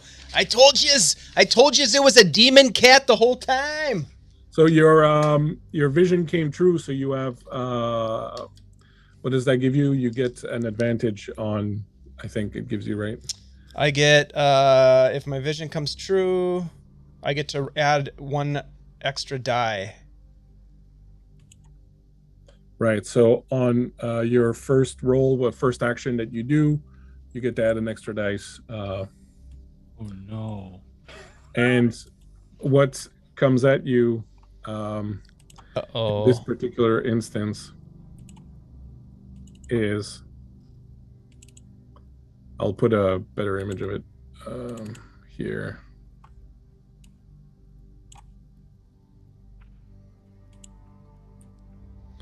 I'm scared. Oh my god. Kitty, kitty, kitty, kitty. Lovely. As this thing comes rushing at you and bangs its head, and the wall kind of buckles, and it's pretty clear that it's going to be coming out. Like if it's sort of rams again. So, Oops. Well, right. all right. I'm going to use my my fast reflexes for this initiative roll. So I'm going to spend 1 feral point. Ooh. All right. What do we have for initiative? I got a 4. 5. got a 1. Turtle goes last. So what's going on, guy? Oh. So Paige got 5. You got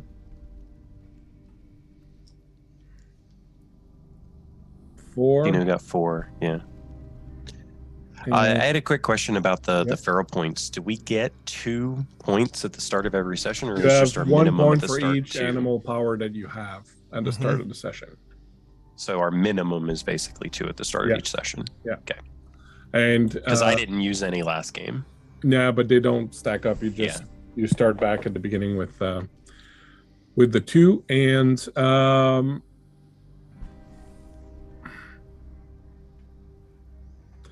so if you're using your your animal power, Dave, you have to roll a number of yellow dice equal to the number of feral points you spend to see if bad stuff happens to you.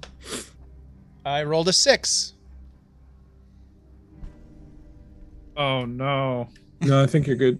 I think he's good. I Okay. think he has to roll a 1. Yeah, that's You're right. good Never mind. on that. And what's your initiative? 5. Okay, but Yeah. Page Let's plus, do this. Lloyd. All right. So Pacino with a 4. Go first. Shouldn't Lloyd with a 5 go before Pacino with a 4? No, you start at 1. I mean, that's what I recall from this. Start with the lowest and go up, or is it backwards? I thought we started highest. Yeah, it must be highest because it says that if I use a feral point, I add 2 to my initiative. Oh, okay. Yeah, So we yeah, did so then, highest last time. so then, in fact, the Caliban goes first because I got a 6 Oh, shit. All Uh-huh. right. for Caliban, and just like in your vision, Lloyd, he comes rushing at you and busts through the wall and is coming right at you. Now he's going to use most of his power in action, kind of getting through the wall. He should be a little bigger than this. Good kitty. Good kitty. Kind of coming through the wall, so he's not going to have too much for you, but he's still going to basically kind of bowl you over. So, are you going to use your next action to try and dodge it, or are you just going to suck it up? I'm going to suck it up. Okay. All right. Take it like a rabbit. Yep. I am going to get my strength dice, then my force. Shit. Super terrible. I got no 6s, and I got two of the bad signs.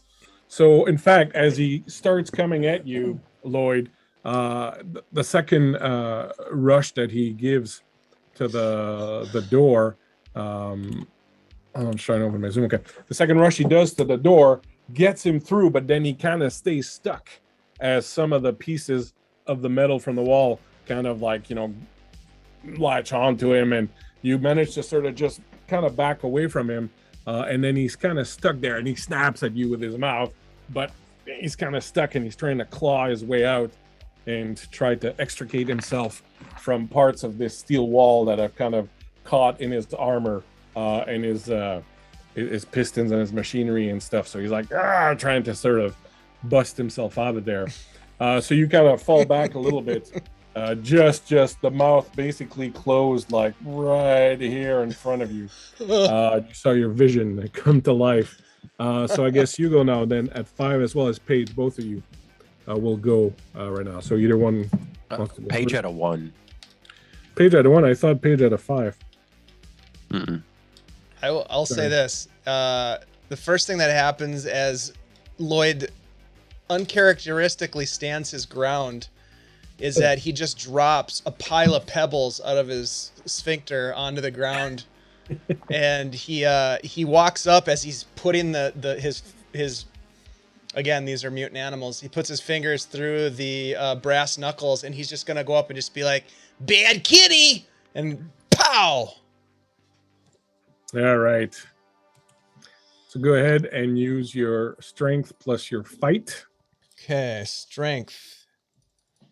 Fight. I just upgraded in fight, and then I think I get an additional die because of my vision. Yeah, because your vision came true. And then my brass knucks, I get a +1 gear die.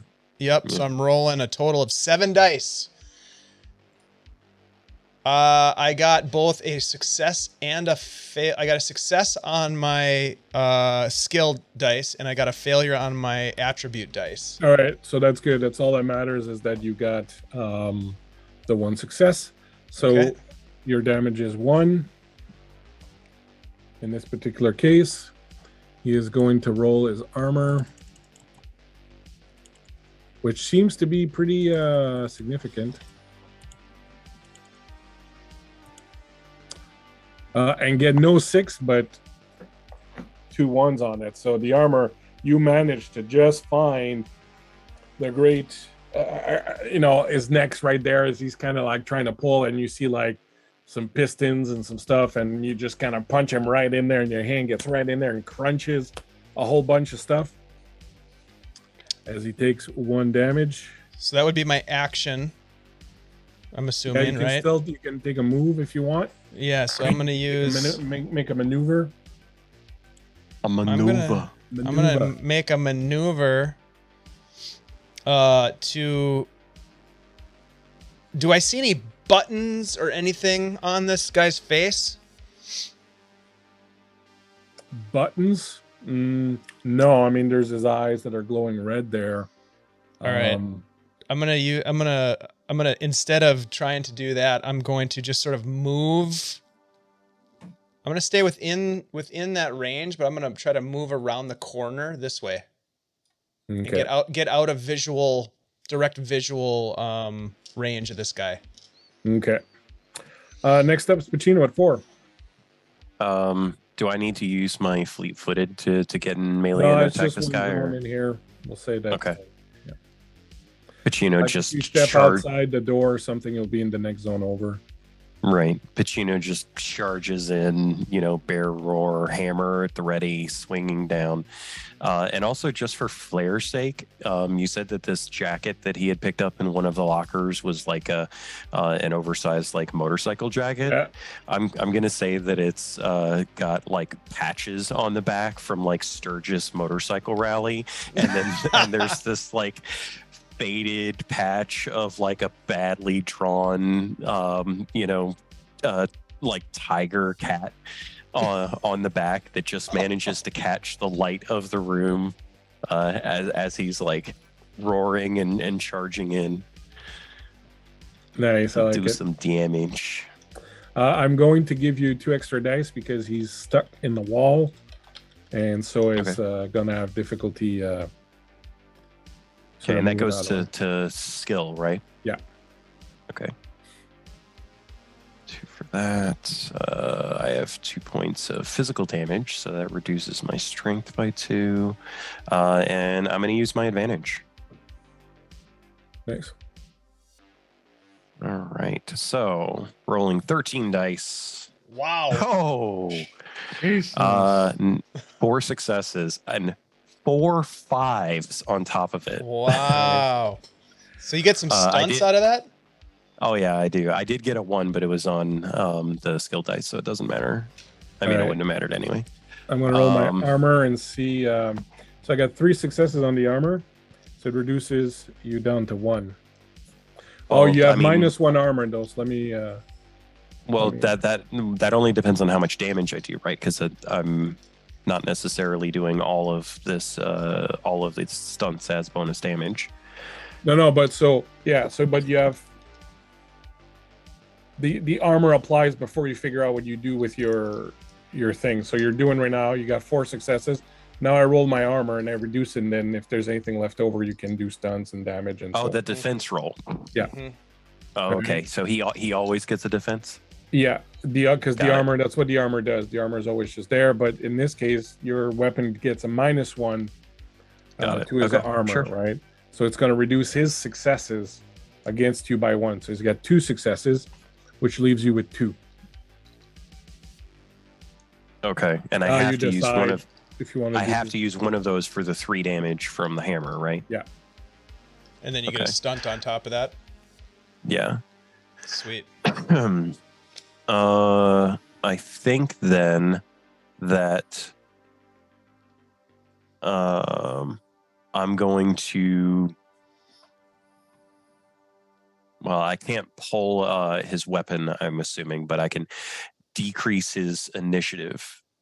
But what I would say is, actually, no, I'll increase my initiative by 2. okay, I'll increase my initiative by 2. awesome. Nice. What I would say in a situation like this is if you did the disarm the weapon or whatever, I would reduce the damage that he does with like his bite or something. You've knocked out some of his.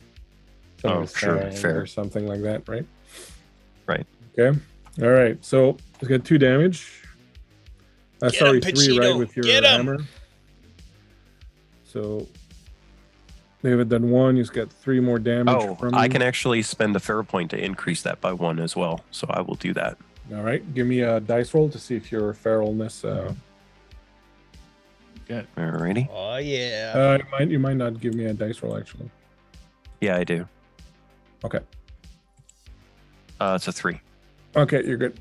All right, so it's an extra damage. So it looks like he's got some pretty solid damage going on in there.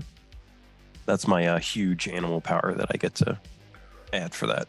Crunch. So like you guys, the sound of Pacino's hammer just ripping armor plates and crunching into the metal of this thing.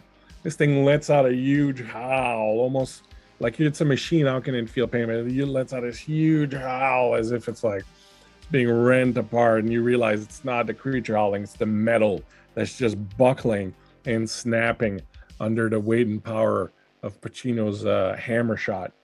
All right, nice. And finally, Paige. Uh, I'm sorry, This- are you going to do a maneuver, Pacino? I did Oh yeah, you walk over. to close in. Yeah, Yeah, to walk over. Yeah.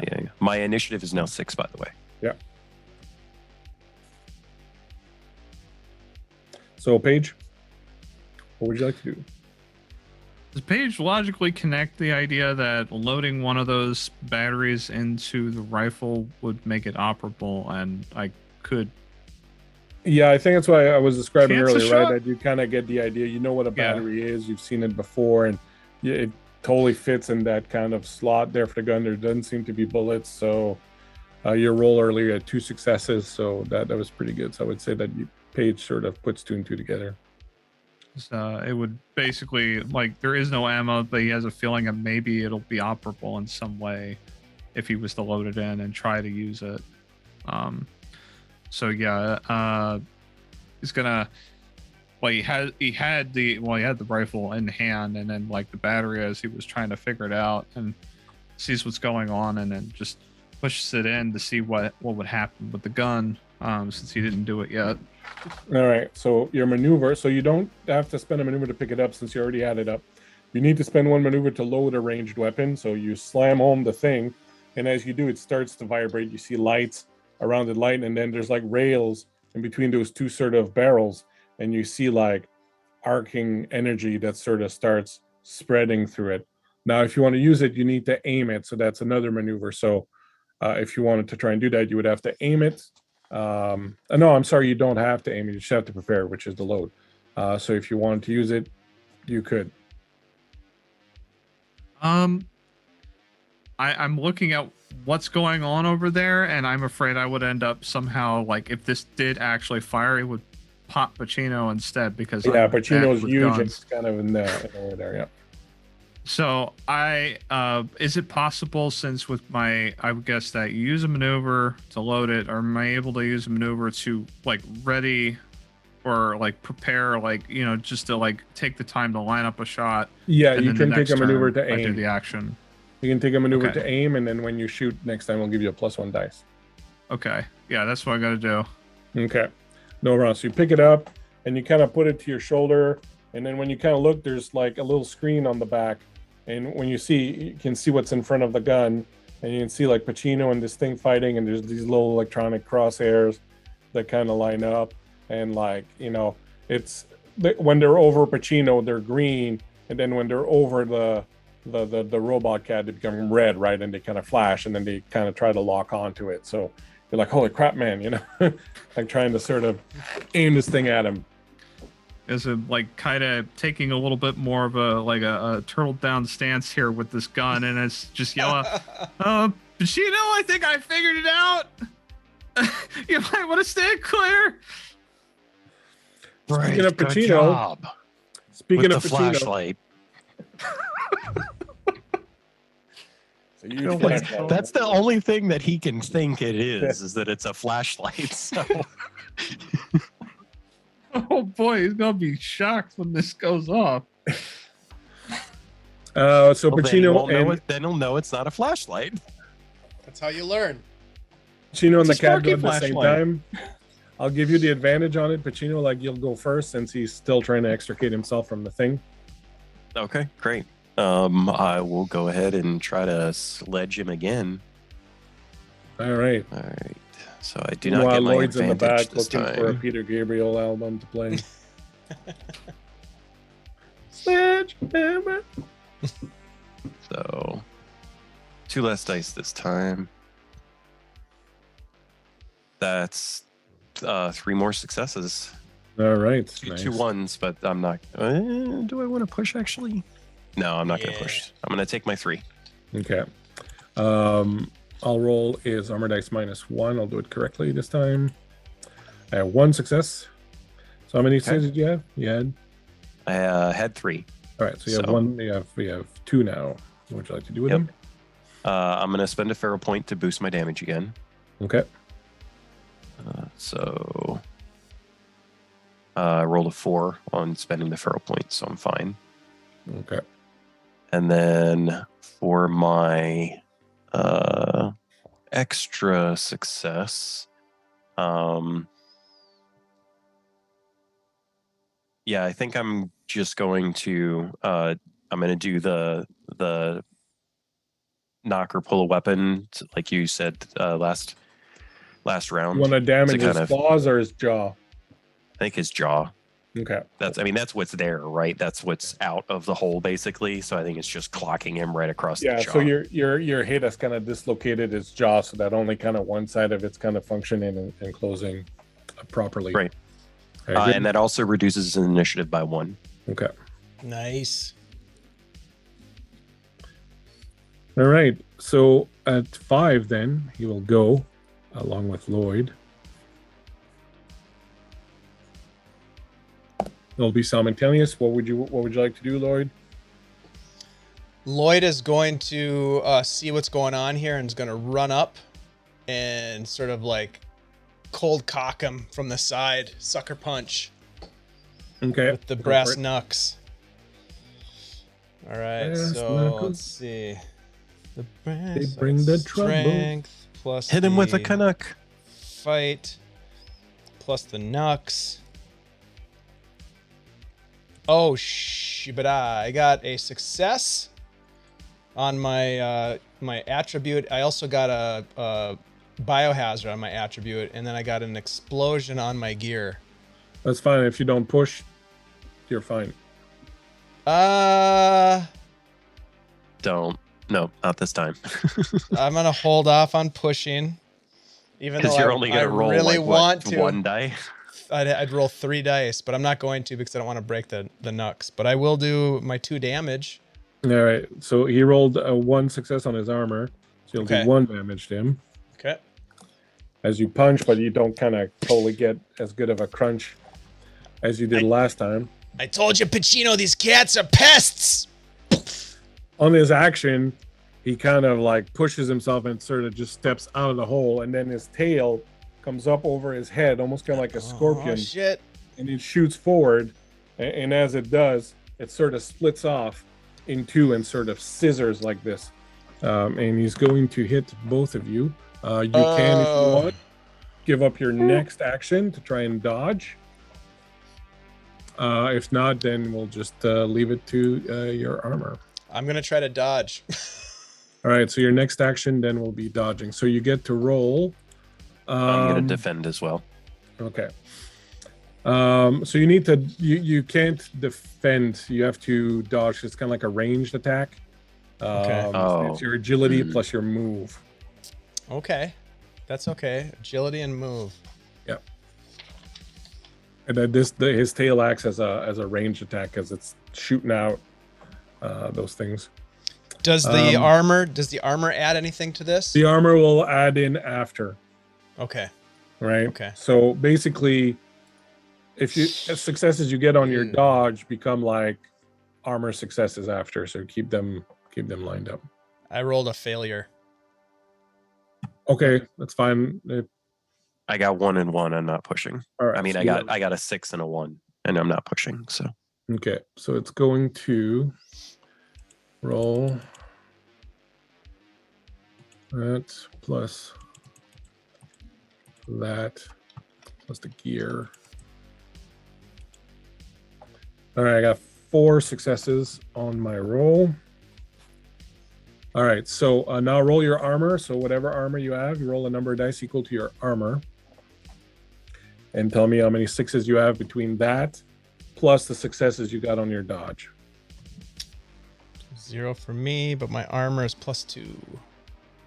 So 2 total successes Ooh. for me. I got 1 success on my armor. All right, so 2 for Miko and 1 for you. All right, so each of you will take 2 damage. Okay. All right. Ow. That hurts. And as a stunt, these things that sort of lash out and hit you will sort of hamper your movement. They'll cut through your leg, and drop you down 1 initiative. Both of you.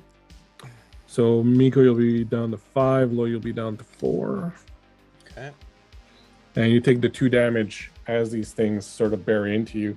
And the downside is that you now see that these things are barbed, and so he's basically kind of got you hooked on the end of this tail thing that he's got. So Lloyd went. Pacino went earlier. So now Paige. Okay. Now you Well, see this thing's tail has kind of shot out, hitting both these guys, and they're kind of caught up on it. It's got like this long kind of cable that extends from the tip of the tail. So they're kind of both caught into this thing, and you can't imagine it's going to be good. No, I hope whatever comes out of this gun does the job. And this is what I'm gonna fire. Thankfully, I've done the best I can to aim. All right. So agility, shoot, and 1 extra for readying the shot. Yeah. So it's your agility, your shoot, 1 extra for reading a shot, plus 3 gear bonus to shoot. Okay. I think I still have an advantage point. Yeah, you're the only one that hasn't used it. Okay. Now would be the time. Yes, I would love to do that because I have shit agility and no shoot. Do it. All right. I got 1 success. My attribute had 2 viruses, and there's a break, so I don't know if I want to push that. Probably not. Now pushing. Push, push, push. How many dice would you roll off the push? So it's everything that's not the 1 or the 6. Oh no, you can reroll 1s. You can't reroll the bad side. Well, he got the 1s on bad stuff. He didn't get any 1s on the skill dice. So. Mm-hmm. So yeah, I got a 1. Both of my agility got 1. I got a success on the skill and an explosion on the gear. You're only going to be rolling 2 additional dice then? I don't know if I would not push. It would be but the 2 gear dice that are not explosion and the 2 skill dice. Oh, the 2 advantage dice, yeah. Yeah. Do it. We'll find out what happens. Well, here's the thing though. If you do that, you're going to take 2 points of agility damage. You're going to take 2 points of fatigue. Mm-hmm. That's gonna knock my ass out. Yeah, don't do it. Okay, so you go with that success. I thought about that. I'm like, I'm the one who's carrying the things that are healing people. I should probably. This is your heroic moment, Paige. This is your heroic moment. So you line up this thing. You look down that little thing. It's having trouble at first because the other 2 dweebs are in front of you, and the gun keeps going green, red, green, and then finally, it goes red long enough that it locks, and you just instinctively know now or never, and you pull that trigger, and there's just loud humming, and the thing shakes, and then nothing. You don't hear anything, and where the thing is, the cat, just like these sparks and explosions start going off inside of it. So you did 1, so it's the gun does plus 3 damage. Oof, nice. Right, so it's 4 damage. It ignores all armor. Oh yeah. And that 4 damage plus the 5 that was already there. Sparks start flying. The thing starts to shake. Its arms and legs start kind of going everywhere. The tail goes kind of left and right. Pacino is kind of able to stand up, but freaking Lloyd is being kind of swung around all over the place. The eyes, one explodes, and then the jaw kind of drops, and then it just kind of freezes and drops. Donk! With this super loud metallic noise. Donk! On the thing. And then the last thing you see is the last eye that just sort of stays there, red for a moment, and then blinks out of existence. You did it, Paige. You did it. It it works. What was that? You saved our asses. It's like a rifle. I don't know what fired out of it, but it did the job. I think Lloyd I is didn't just see gonna anything come out of it. Lloyd is gonna run over and just give Paige a big hug. You did it! You did it, my friend! You did it! Yeah, what happens to us with the tail? I'm So you'll be able to extricate it with a roll. Just the last thing, Paige, as you kind of put the gun down, you see there's a little number on the side, and it says 11/12. You're pretty sure that when you put the thing in, it said 12/12. When you put the battery in, now it says 11/12. You put it down. You guys are still kind of hooked.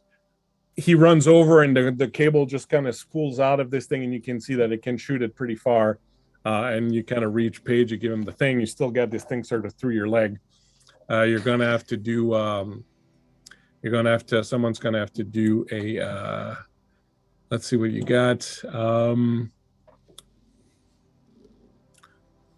But no one's gonna have the fix skill, so I would say. Well, actually, I would say make a. I would have you do a heal, just so that you know how to kind of remove the barbed weapon without it. And if you look at the multi-tool that you found, the plus on it, I would say would apply to that. Yeah. Nice. Okay. Yeah, so like Lloyd comes up to him, he like takes the hug. He's like, you still have the thing in you. Like, here, let me take shit. it. Yeah, Put you're the- right. Put the gun down. What did I tell Pulls you the about the tool out. cats? What did I tell you? They're Okay, so dangerous. Heal check. Not sure this qualified it as a cat, but I don't care. And I feel like Pacino is very frustrated with the whole getting stabbed in the leg thing. So I think he's just going to try to, like you said, it's got like a cable attached to the back of it. I think he's just going to try to force, like, yank the cable off the end of the harpoon hook thing. Okay, I got a success. No successes. One success. All right, so you're working on Lloyd. You managed to, with the multi-tool and your thing, you managed to extricate it without doing extra damage to him. You kind of find the little latch that retracts the barbs, and then you can manage to sort of pull it out. Pacino's over there. You've done what? Pacino, you've broken the cable. Yeah, out. I want to just like rip the cable off the end of the hook thing. Not a problem. You rip that out. You just have the barb sort of stuck in your leg. Do you let Paige go to work on you? Yeah. Make another roll, Paige, and you can get a +2 since you know how to do it now. Yay! Here we go. 3 success. There you go. Nice. No problem. It's so good, in fact, that you managed to fix a little bit of the wound, and Pacino gets back 1 strength, 1 damage. Yay. Fixed. While Good. this is I going needed on, Lloyd, you're sort of really happy, like your vision came through and Paige shot the thing, and it's pretty awesome. And you're still kind of thinking about the album cover. You go back, you find it, right? Because you got to take this with you. And then as you're looking at this, you see something on the bookshelf. And it's odd because it kind of looks like the thing on your cover. It's a plastic thing. It's about, maybe about this big. It's kind of like square, and it's pink, and there's like a head on top of it. And it's like a head that looks kind of like the head on the front of the album that you have. What is this? And he'll go over and grab it, and he'll like, When you grab it, the head sort of bobbles a little bit. weird. On the side, there's markings. It's really weird. It looks kind of like a, like a P and then an E and maybe a Z or something. He's gonna sort of like manipulate the head. When you do that, you find that you can lift it. This is weird, fellas. Check it out. When you lift it, it opens, and then out of the throat, there's like a little sort of, looks like a little tab of something that sort of comes out of the throat. Whoa, fellas. This is something big here. You ever seen anything like this? Oh, Meanwhile, I'm just standing there waiting for Paige to get the thing out of my leg, and I look over and no. This is important. Whoa, he reaches down and grabs the little thing that fell out of it. And when you pull it out, you see there's more inside, and another one kind of pops up to take its place. Out of Whoa. character, this is obviously the worst idea we've had in the campaign so far, giving Lloyd sugar. Just saying. Oh, if only it was sugar. Oh. Can he comprehend what these things are? Are they... Well, yeah, you know what sweets are. It looks kind of like a sweet. He looks over at his companions who are working on, some medical mumbo jumbo, and he just kind of looks over and he kind of shrugs and... Lloyd, welcome to the world of the lysergic acid Pez dispenser. Yeah, baby! Ow! Oh no! Lovely. Oh my So, god! We'll get into details about that in between games, but I think you're going to enjoy that. There's 10 tabs in there. Well, now there's and 9. I'll tell you what they do in the between. So you'll finish patching up Pacino, pull that out of his leg, sort of patch him up, do a good job. He sort of comes back. You're looking at this door. This door is a big sort of electronic door that's there. Doesn't seem to, the controls appear to kind of be messed up, but it's kind of sitting in front of you, barring your way out.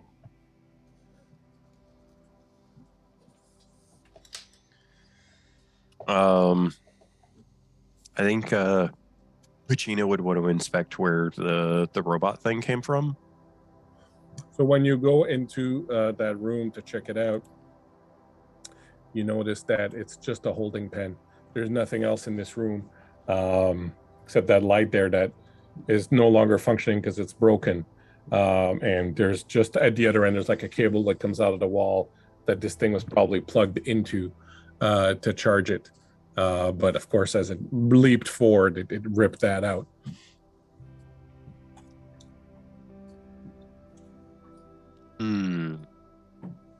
Okay.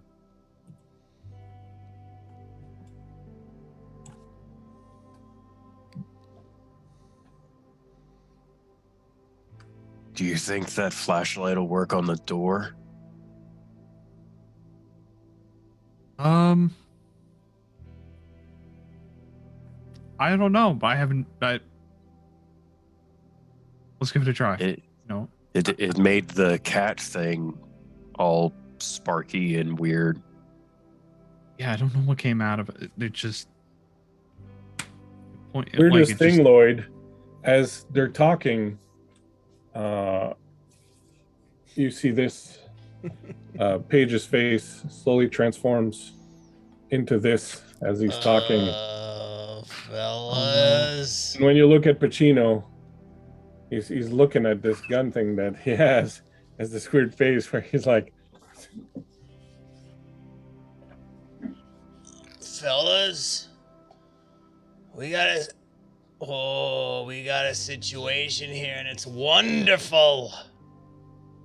and as they turn to look at you, they sort of fade away, and you see in front of you a beautiful little field, snow falling gently, cherry blossom trees, somehow still in flower despite the cold and the snow in the winter.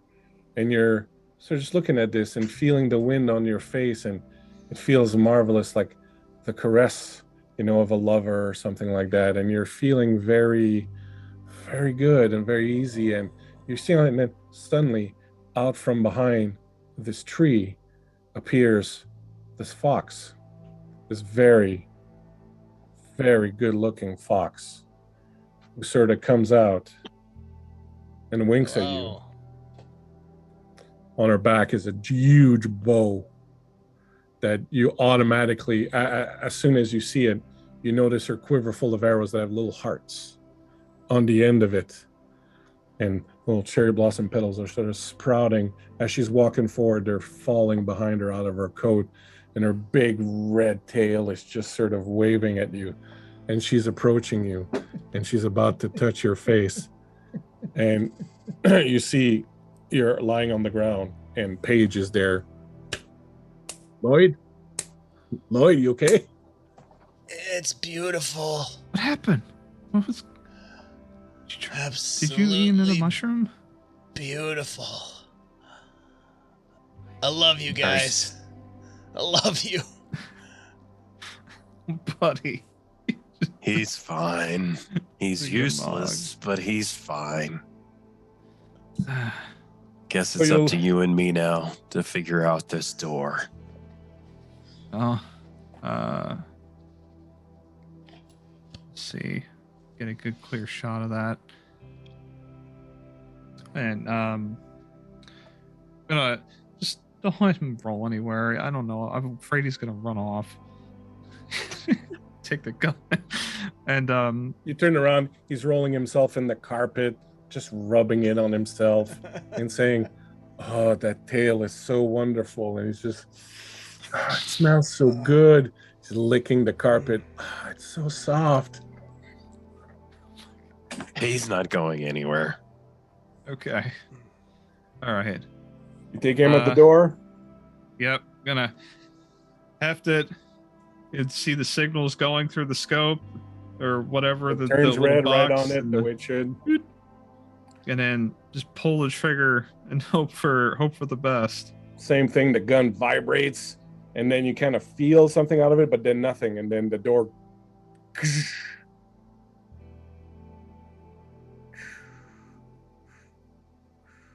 And it's kind of loose there on its rails. I That will was slowly walk over to the door and, like, one finger, pull it to the side a little bit. It just slides down towards the piano. Good job. I like that flashlight. I like it too.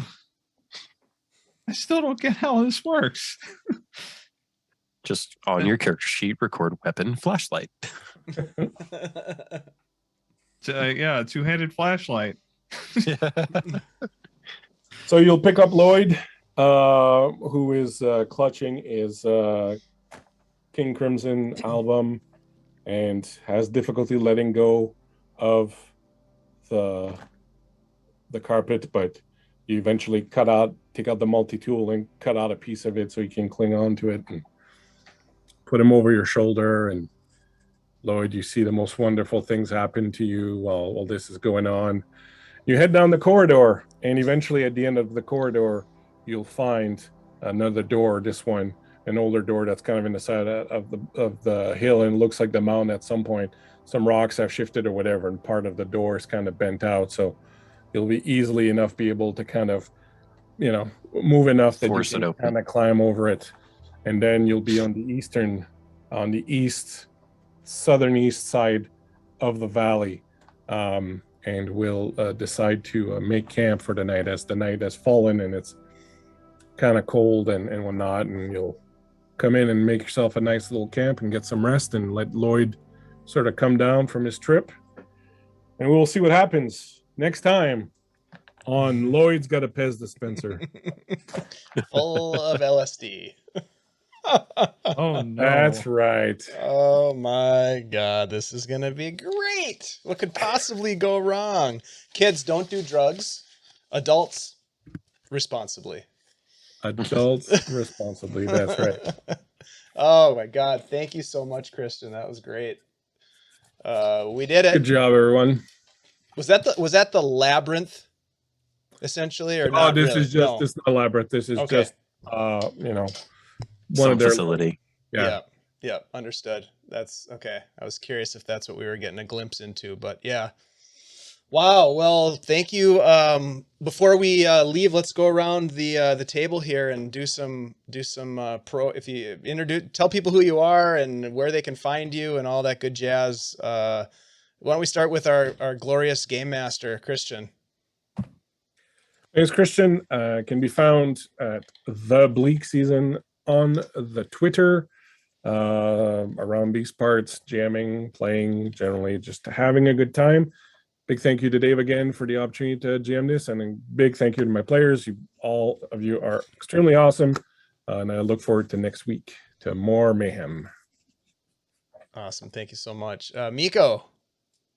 Yeah, mayhem is certainly right. Once again, I am Miko. You can find me on Twitter at the _okayest_GM, or on D&D Beyond. I'm Miko on there, and I think there's links and stuff in chat. Feel free to check me out. I'm more than happy to collaborate with the folks on anything TTRPG. Awesome. So glad that you connected with us, man. It's awesome. Yeah, it's been a lot of fun. And Travis, God, I'm glad you're back for this. Hell yeah. Yeah. Oh man. I'm gonna do some more gushing tonight. So, Travis or Eversalt, find me on Twitter as Skane Eversalt. I tend to just I either babble or give people my my humorous responses to everything, and or on YouTube as Eversalt as well, where I end up it's a mix of comedy and gameplay, but of course, still working on the edits on the last time Dave and I were played together for Extra Life. So looking forward to putting those out. Heck yeah, dude, that was so fun. We played Knights and Bikes and raised money for charity, and it was a very, very fun. So extremely grateful to have all of you guys here.